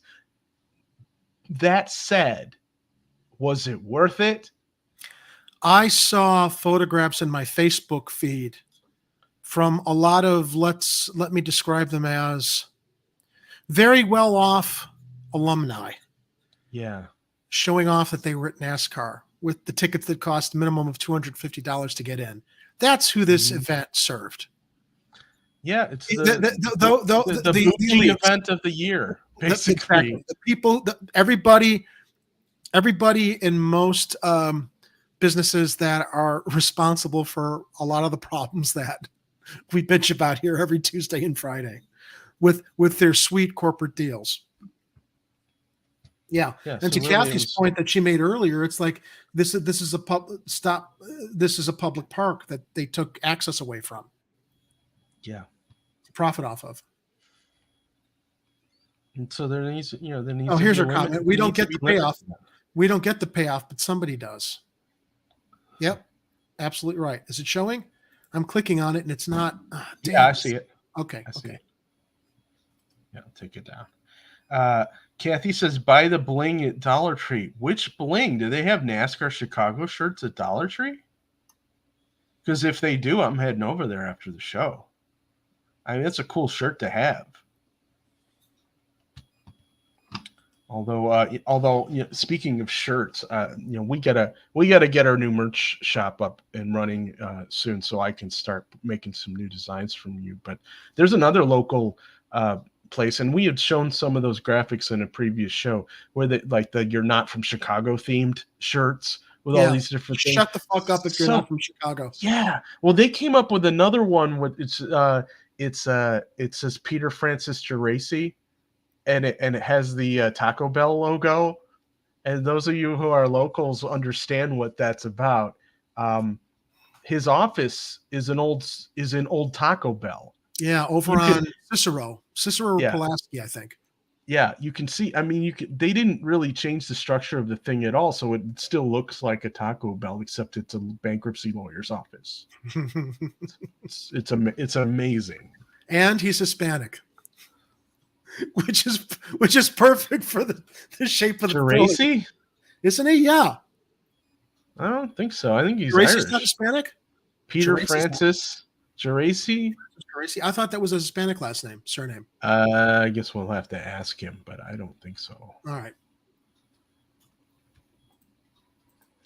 Anyway, are we moving on from her? Do we finish this? Because I managed to bring up. We can move on from. Oh, well, actually, there was a second part to this. I think we should bring up further down in the Sun Times article. It says the Black Caucus demands to know why swimming pools are closed, and this addresses Rosa Escareno as well, since she's head of the Park District. It says earlier this week, Park District brass met with members of the Black Caucus demanding to know why 5 pools on the south and west sides have been closed. Altgeld, Clark, Franklin, Grand Crossing, and Wentworth Gardens. Escareno was out of town and did not attend the meeting. You would think that a person who's the head of parks would be around, like at the opening of certain seasons that the park should be keeping tabs on, especially pool season, summer, not off on a vacation somewhere and unreachable. She blamed the sporadic pool closings on, quote, young people not showing up for work. That's bullshit, because we were reporting weeks ago that the pools opened late. The Park District pools were opening late. But said the temporary shortage has been resolved. All right. Anyway. Well, unfortunately, I don't have that article up to read from to see the details because of my browser woes. But what's our next story? Because I've got. What is our next story? I don't have the show notes up, but I did. Hold on, I got them. The downtown office. Yeah, so let's get to this one. Bring that picture up. This comes from Cranes. Danny Ecker. Remember we were talking earlier in the show how they can't figure out where to put all these migrants that are coming into town, but police station floors. Well, downtown's office vacancy surge hits new record highs. Let me see if I've got the archive version of that, because something tells me this isn't going to load for me. You just need to show the picture. I got the article loaded. I got it. Okay, I got it. Like the rest of the world, downtown Chicago office landlords got to celebrate the end of the COVID-19 health emergency during the second quarter of 2023, but the fallout they faced from the pandemic is still getting worse. The office vacancy rate in the central business district midway through the year inched up to 22.6%, an all-time. The rest of the page is blank. What the fuck? Hold on a second. Now the whole page is blinked out. Probably because of ads popping through. Yeah, these ads are pissing me off too. Hold on. Okay. Can I share my state of mind? Oh, from an all-time high from 22.4% 3 months earlier, according to data from real estate services firm CBRE. Yeah. My browser's got a white screen now, Ed, and this is kind of where I am emotionally right now. Yeah.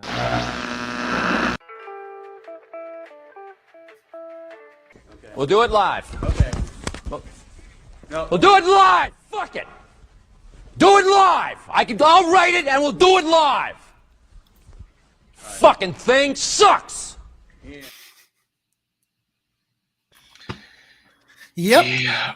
All right, so now the rest of the page loaded that I can read from it, ladies and gentlemen.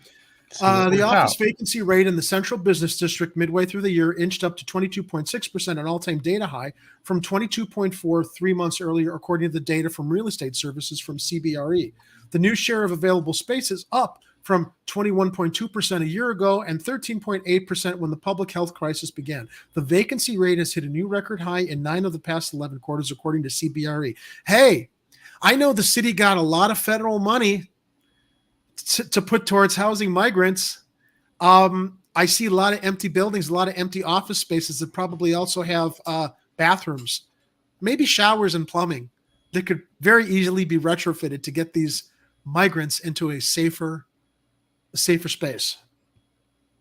So the article goes on to say it's a statistic that has consistently gotten uglier for owners of big office buildings in the heart of our city for 3 years, a painful stretch of companies reducing their office footprints with the rise of remote work.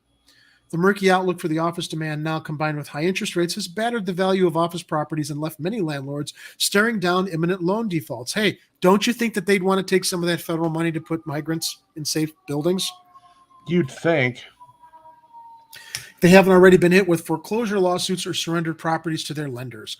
For those in the market for workspace, meanwhile, negotiating leverage has never been higher, allowing companies to secure unprecedented lease term flexibility and other perks to get deals done. Well, I like that story. I think that's great. A lot of space available, ladies and gentlemen, that could be repurposed, I think. That's why I wanted to share that story. So that's the end of that one. Yeah, I mean, remember those office buildings, they have bathroom facilities, so they've got water hookups. They could easily convert something to a shower unless there already are some in some of those buildings. I'll bet some of those executive offices have showers in them. So it's not unreasonable to think. Not at all. That you could find a way to convert some of that to temporary housing for people. Or permanent housing. Kathy calls them write-offs.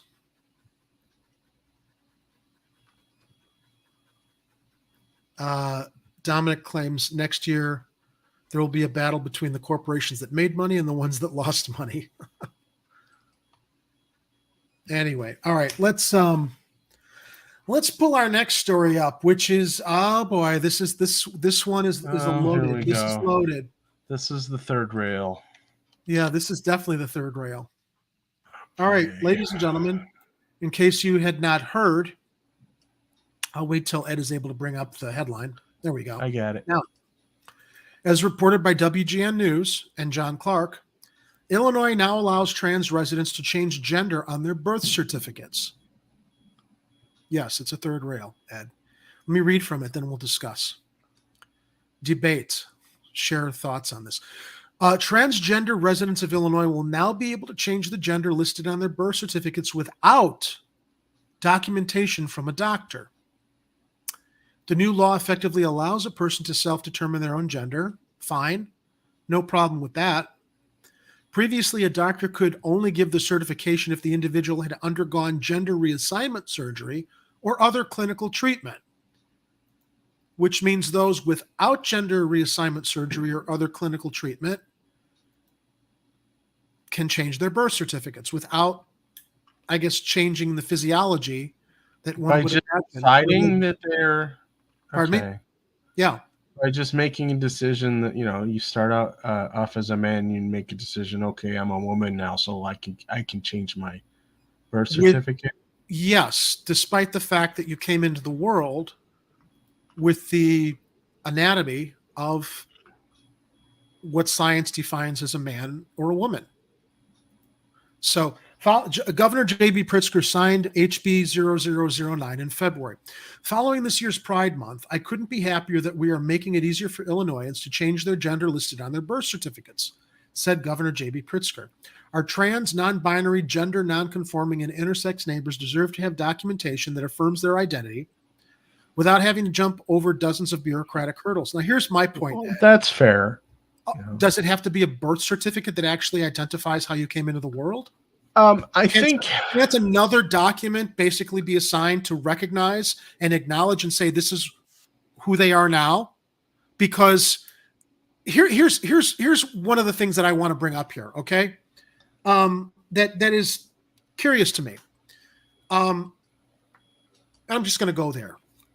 You're a man. You date a woman, or you're a woman and you date a man, and they claim their gender is a male or female, right? Not that you would ever look at their birth certificates, but if you get involved in a relationship with somebody that self-identifies, don't you think you have a right to know what their gender was before they perhaps decided that they were a different gender? Well, this gets complicated because, for one, you don't have a right to see another person's birth certificate, period. You don't have that right. It's not like a papers, please kind of situation here. I mean, a person's either going to share that information with you or they're not. Yeah, that's true. And second, I have an idea, and some people may, this may be a good solution, may not be a good solution. Stop dating? Instead of modifying your birth certificate, which is basically a document that documents how you were born. Okay, you want to have a document that states your current identity or how you identify yourself or your gender. Get a rebirth certificate. Have that be a new thing. Yeah. Make a thing called a rebirth certificate. You'll have that along with your other legal documents that you have legally changed your gender identity to whatever you identify as now. That seems fair to me? I mean, because otherwise, your microphone just cut out again. Oh, okay. He's turned it on. Okay. But otherwise, I'm thinking, your birth certificate is a record of an event. You're trying to revise the history of the event based on your current situation. At least that's my perspective on it. I'm not trying to offend anybody by saying that. That's how I see this.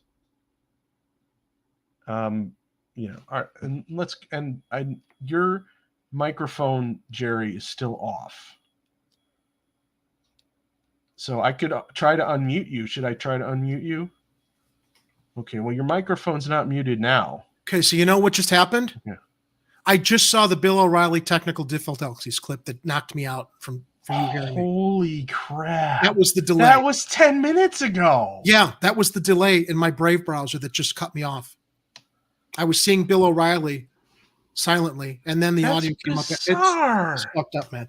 But here's my point, Ed. In this day and age of people having a right to reaffirm what their gender is or how they identify.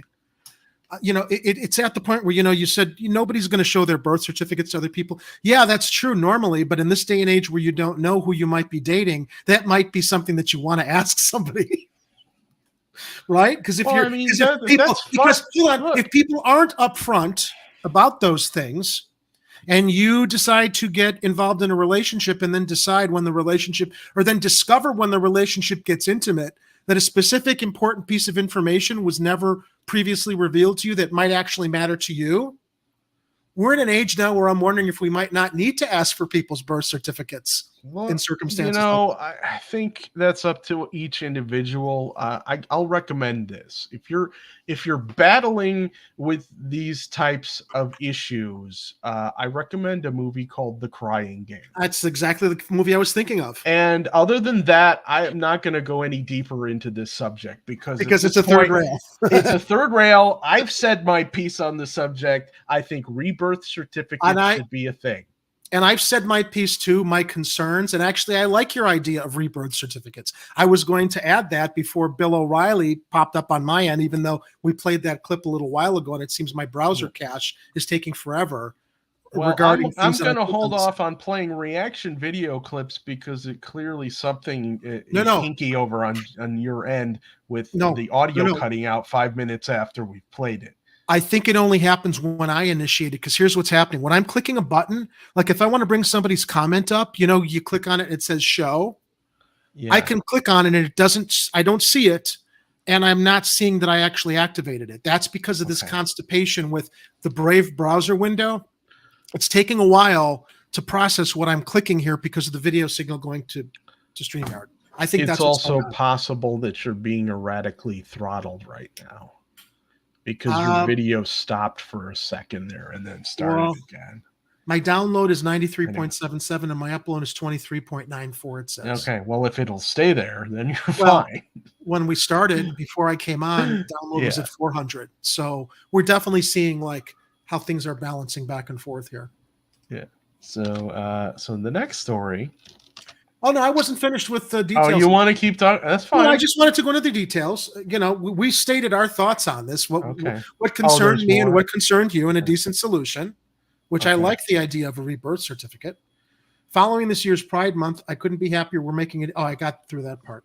After all, this is the land of Lincoln and Obama, and here we welcome members of the LGBTQ plus community as they are.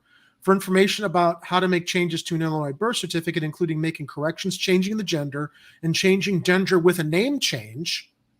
With a name change. I wonder if I can change my birth certificate to Bruce Wayne. You can. Here's the link. Apparently I can do that now. Oh, but no, actually I can only change my name if I decide to be Batgirl and be Barbara Gordon. Anyway. I don't know about that. Go to the IDPH birth records page on the department's website.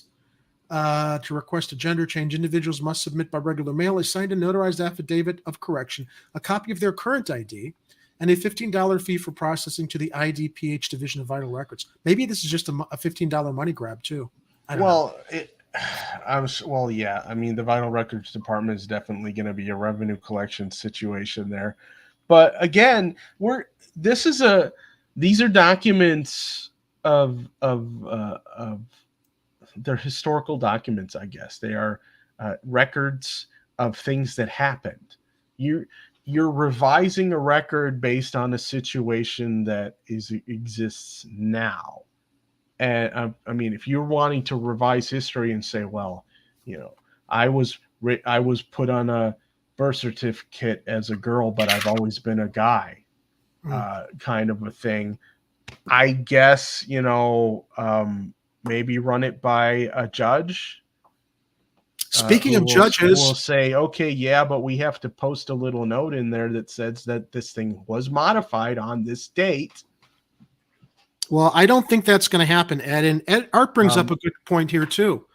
This is potentially not going to go well. Anyone can now change their sex on a birth certificate and will be used by litigators. It could, well, he says it will be. Let's say it could be, Art. It could be used by litigators to get out of paying a person in settlements from court cases. There's a whole there's a realm whole of it stuff. opens up a giant That's right. rat's nest. That's Is right. what it does. That's what it does. And I don't want to judge. I don't want to judge on on how you identify or how you feel you need to be or how you feel you are as far as your gender goes. I don't care. I didn't share this article because of any judgments, Ed. I'm looking at other Yeah. parties that could also be affected by this that might actually request, like I said before, in this day and dating age, if suddenly you have a question, and the only way to, like, I don't know, make sure that you're in your own safety comfort zone to ask for a birth certificate. You said earlier, no one has a right to ask for one, but you know what, Ed? I'm not kidding. I'm not joking here either. If you were in a situation where you wondered how else would you be able to authenticate, well, I guess you would. You'd be able to authenticate the moment that you got you into. can't, But you you had can't no way of knowing expect ahead to of get. time. But you can't have a reasonable expectation that people are always going to identify themselves as the way that they are or the way that they had been. Okay. My issue with this is I don't like revisionist history, no matter what it is. Okay. If you were born a certain way and listed on a birth certificate a certain way, that's a legal document of a situation recording a historical event of your birth. Not just historical, scientific fact. Whether your brain later makes you identify otherwise, which is fine, scientifically and anatomically, you can't deny that. And I think your idea of a rebirth certificate is great. It basically addresses both matters. Yeah, it's not. I mean, I feel like this is one of those identity politics things where they're trying to make this equate to like gay marriage or something, to where, love is love, marriage is marriage. It shouldn't matter who you love. You should be able to get married. I don't care. This is a different situation. You're identifying your gender, which is fine. You're changing the identity of your gender because because of the way you choose to identify yourself today. You were born a specific gender at your birth. It was recorded on a document. You're now apparently allowed to change that information. Now, I want to know, if you're changing that information, is there going to still be a record of the original document anywhere? Is it going to be noted? Is it going to be noted in the revised document that this was changed? Good question. The article didn't reference that. I don't know. It's a big can of worms, I think. It's a huge can of worms legally. It's a huge can of worms philosophically. And it is the biggest third rail that we've had this evening. And what's wrong with third rails? They are shocking. Well, it was a shocking article, and it was a shocking bit of news. All right, let's go to our last story, which I stumbled upon, ironically, today. Ed, it was actually the first story that I found when I was reviewing stories on Blog Club to consider for tonight's show notes. And I can kind of this is how you do it right. I'm gonna start with this article, okay?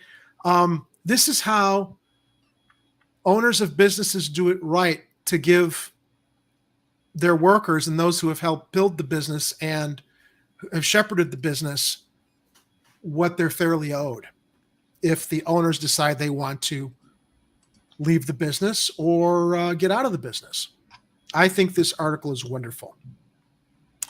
As reported by Block Club Chicago and Mac Liederman, and I know this hardware store too. It's not too far from here, Clark. Third generation owners of Clark Devon Hardware sell shop to employees ahead of 100th anniversary. That's awesome. Many employees, now owners, of the beloved Rogers Park shop have worked there for decades. We wanted them to be in charge of their destiny.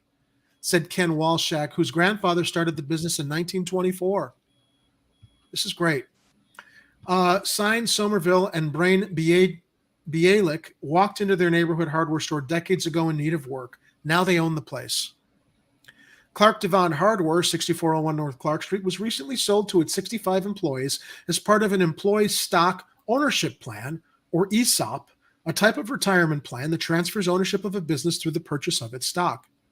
As third-generation owners Ken and Ed Walshak grew older, they didn't have a clear successor to take over the 99-year-old business, which has swelled to over 15,000 square feet of specialty supplies for Chicago property managers. Hardware was never their thing, Ken Walshak said, referring to his and his brother's children. The brothers fielded out-of-state offers from corporate suitors, but that didn't quite sit right. Ken Walshak said, so they turned to their left and right and decided their longtime employees were the best to carry on the family legacy, Walshak said. Clark Devon employees will make a profit after paying off their loan for the sale and increasing the value of the store stock year over year, Ken Walshak said. And I feel confident they will. We wouldn't have been on a bunch of yahoos walking down the street, but these are our guys. They wanted them to be in charge of their destiny and benefit from what we've built. Booyah! Yeah. Let's scroll down to these other pictures of their staff. I think this is Kathy says co-ops are our only hope. Yep. Yep. By the way, did you know that Chicago Corner is a worker co-op? Maybe you didn't. It is. Yes, we're a independent worker co-op, providing all kinds of fantastic content for you. At least 2 days a week so far. I know. I think tomorrow we got a special. Speaking of fantastic content, before we continue with this story, since you did bring it up, Ed and Art and I went to go see Indiana Jones and the Dial of Destiny last Thursday. And this past Thursday night, we recorded a review that will drop tomorrow at 11 a.m. on our YouTube channel. Now, it's not a live stream. It's pre-recorded, but you can still participate in the live chat and comment on what we're talking about regarding our thoughts on Indiana Jones and the Dial of Destiny. Warning, spoilers. I would recommend before you watch our review, you all go see the movie before you watch the review. Because we do spoil a lot. Spoilers. But the fact that I'm telling you to go see the movie, despite the fact we weren't fully satisfied with the movie, as we'll share in the review, there were things that were satisfying and make it a worthwhile recommendation to go spend your $12 and go see it in a movie theater. It's Harrison Ford's last Indiana Jones movie. Go check it out in theaters and then check out our review tomorrow that drops at 11 a.m. You can watch it when it live streams, the pre-recorded program, or you can watch it later. It'll be on our channel. But hopefully Big Mr. Firebird got to see that already, because that's probably going to be premiering at the time he's awake. It will. He'll be able to see something in his time zone as it streams live. But back to the article. Speaking of worker-owned establishments, the Walchek brothers. Can you just let me finish this last article? You want me to keep reading while you're wrangling with Oreo? Jesus, this guy. Okay, I moved it back, and here he goes again. It's like a dare. I love it's this. It's like he's daring me to like put it back on myself because he's just going to go move it back. All right. The Walchek brothers plan to ride off into the sunset this month, just ahead of the store crossing the century mark next year.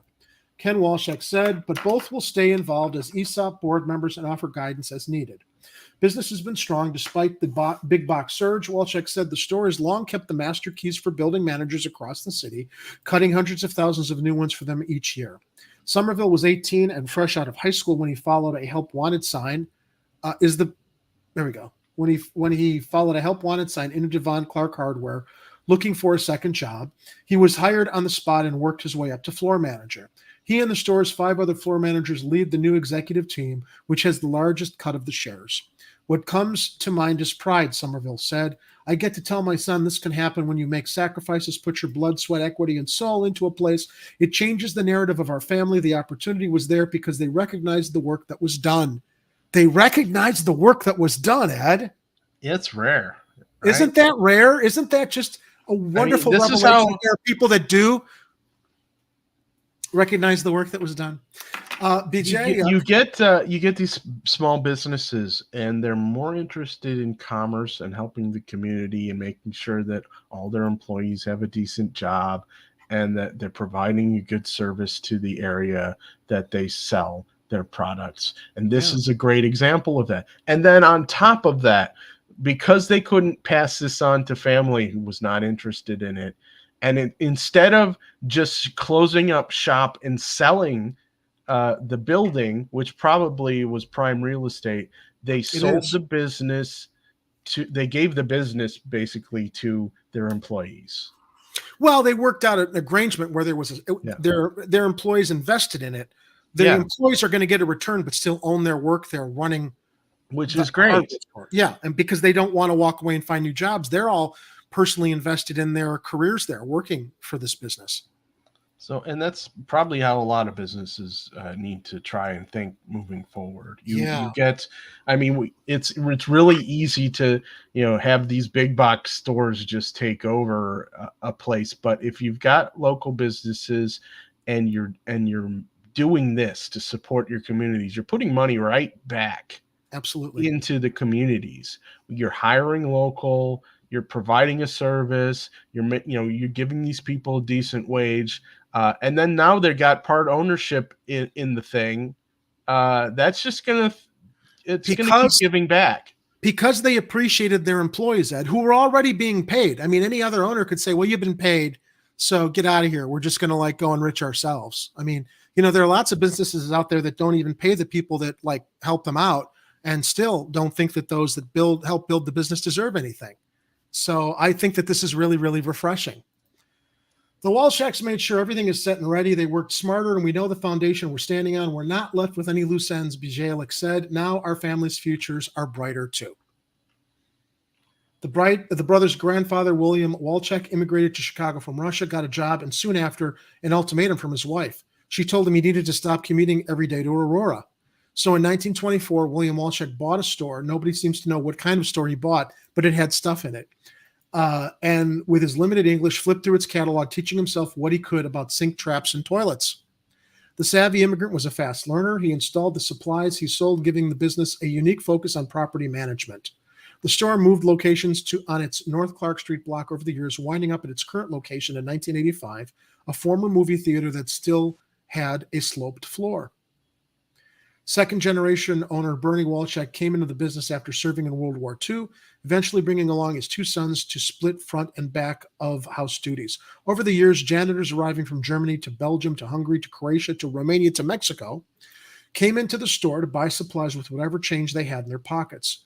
Many of them went on to become building engineers and property owners. They worked their asses off, and we've always had what they needed to maintain their buildings, from bungalows to two flats to high rises, Walchak said. A guy came in the other day looking for a particular dimmer switch, and we had it in 3 colors. That's great. This is so awesome. Zan Flink, one of the 6 longtime managers now leading the business, said they will try to first maintain what we currently have and work collaboratively to make decisions. Look, we wish them the best. This is this is an inspiring story of people who recognize other people's value, people who have pride in their neighborhood, their community, their business, the people that they work with. And I want to, if I had something in my glass to toast Clark Devon Hardware, I would, but let me just send my my kudos to them. This is really good karma. And that's that. Yeah, we need to make a video of the Batman thumbs up gif. Yeah, the one with Affleck. No, it's just the animated Batman, and he just. Oh, I think I've got one with Affleck and Keaton, but yeah, we'll do that. We'll add that. So that's our show, everybody. We're getting out of here early. It's 9:50, almost 9:55, actually. I can order a pizza, have some dinner since I haven't eaten yet today. Anything else from you, Art?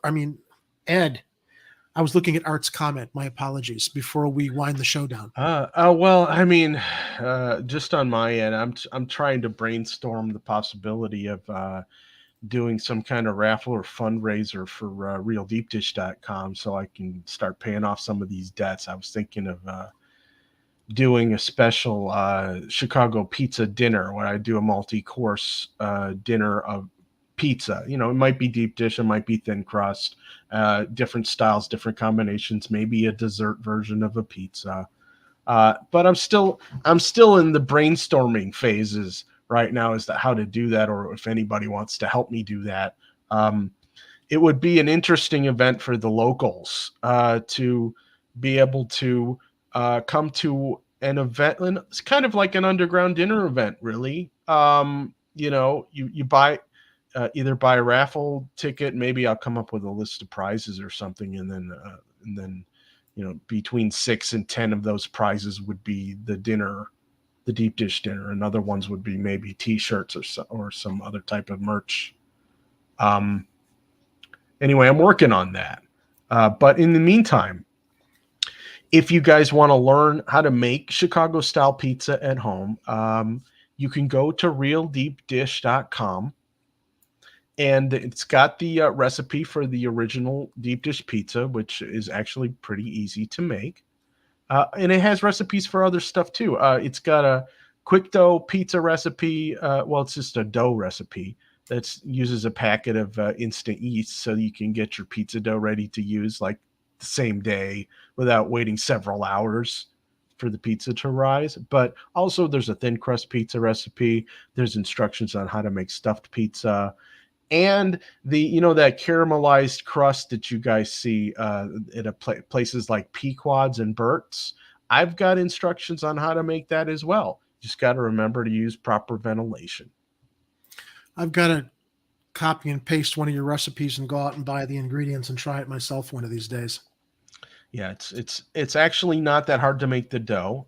You just need to make time to make the dough. Then I recommend for deep dish, after you let it rise for an hour or two, put it in a zip top bag and put it in the fridge for 1 or 2 days.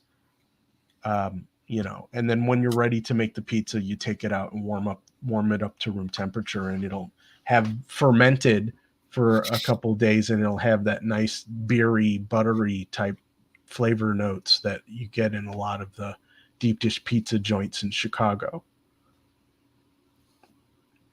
Oh, and we also should let people know that, Jerry, he's an inventor. And he invented this amazing thing called the Easy Walk Sand Pad. And if I can find the video, I will play the ad. They don't need to see it tonight. They don't need to see it? All right, well then fine. But I appreciate it. Tack that onto the video for the movie review. Closing? Oh, it's already uploaded. Can't do it. Okay. It's no biggie. Anyway, no biggie. But you can head to but here's what you can do. Go to ChicagoCornerTV.com and scroll down to past our recommended books. Although if you want to buy some books, reading is fundamental. There is also an ad for the Easy Walk Sand Pads, and you can watch the ad on his website as well. And it's, if you need a support for, was it Canes and Crutches? The thing is that I'm glad there are more people that don't need my product, because it means that they would be disabled or be facing mobility issues. And I think that's a small niche of our audience. So if it helps them, that's great. Otherwise, I'm glad people don't need it for their canes or crutches. But if you do, it's a mobility accessory to help you with your canes or crutches if you're at the beach or on unstable terrain. It just gives you a better foundation of stability and support when where regular cane and crutch tips are a little bit too narrow and wobbly. So that's our live read version. There you go. Off the cuff for Easy Walk Sand Pads. You can go to easywalksandpads.com, and there's a link to that on ChicagoCornerTV.com. Easywalkpads.com or thesandpad.com. There are two sites. And one more plea, if you enjoy any of our programming or would like to support us financially, head over to patreon.com/Chicago Corner. And you don't have to donate $5 a month or more, but we appreciate when you do. Even $1 a month would be extremely helpful for us right now.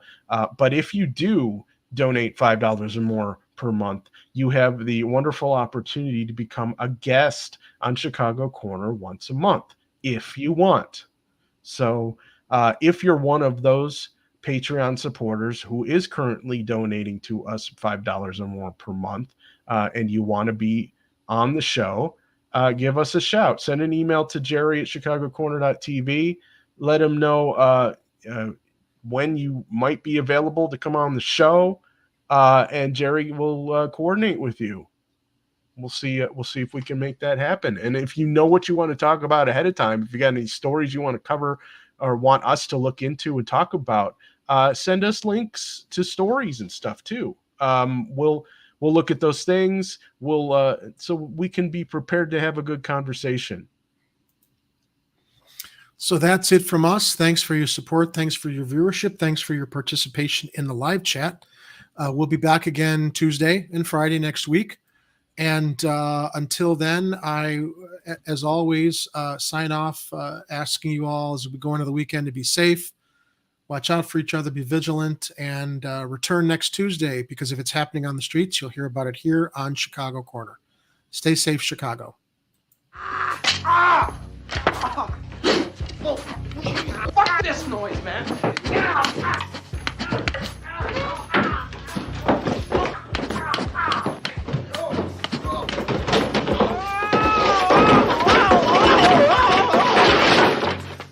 Get out. And don't come back until you've redeemed yourselves.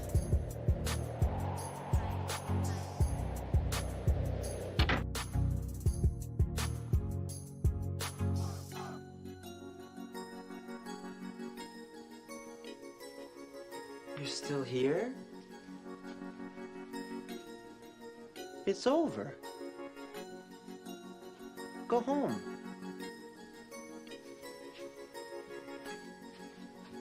Go. The views and opinions expressed in this program are those of the speakers and do not necessarily reflect the views or positions of any entities they represent.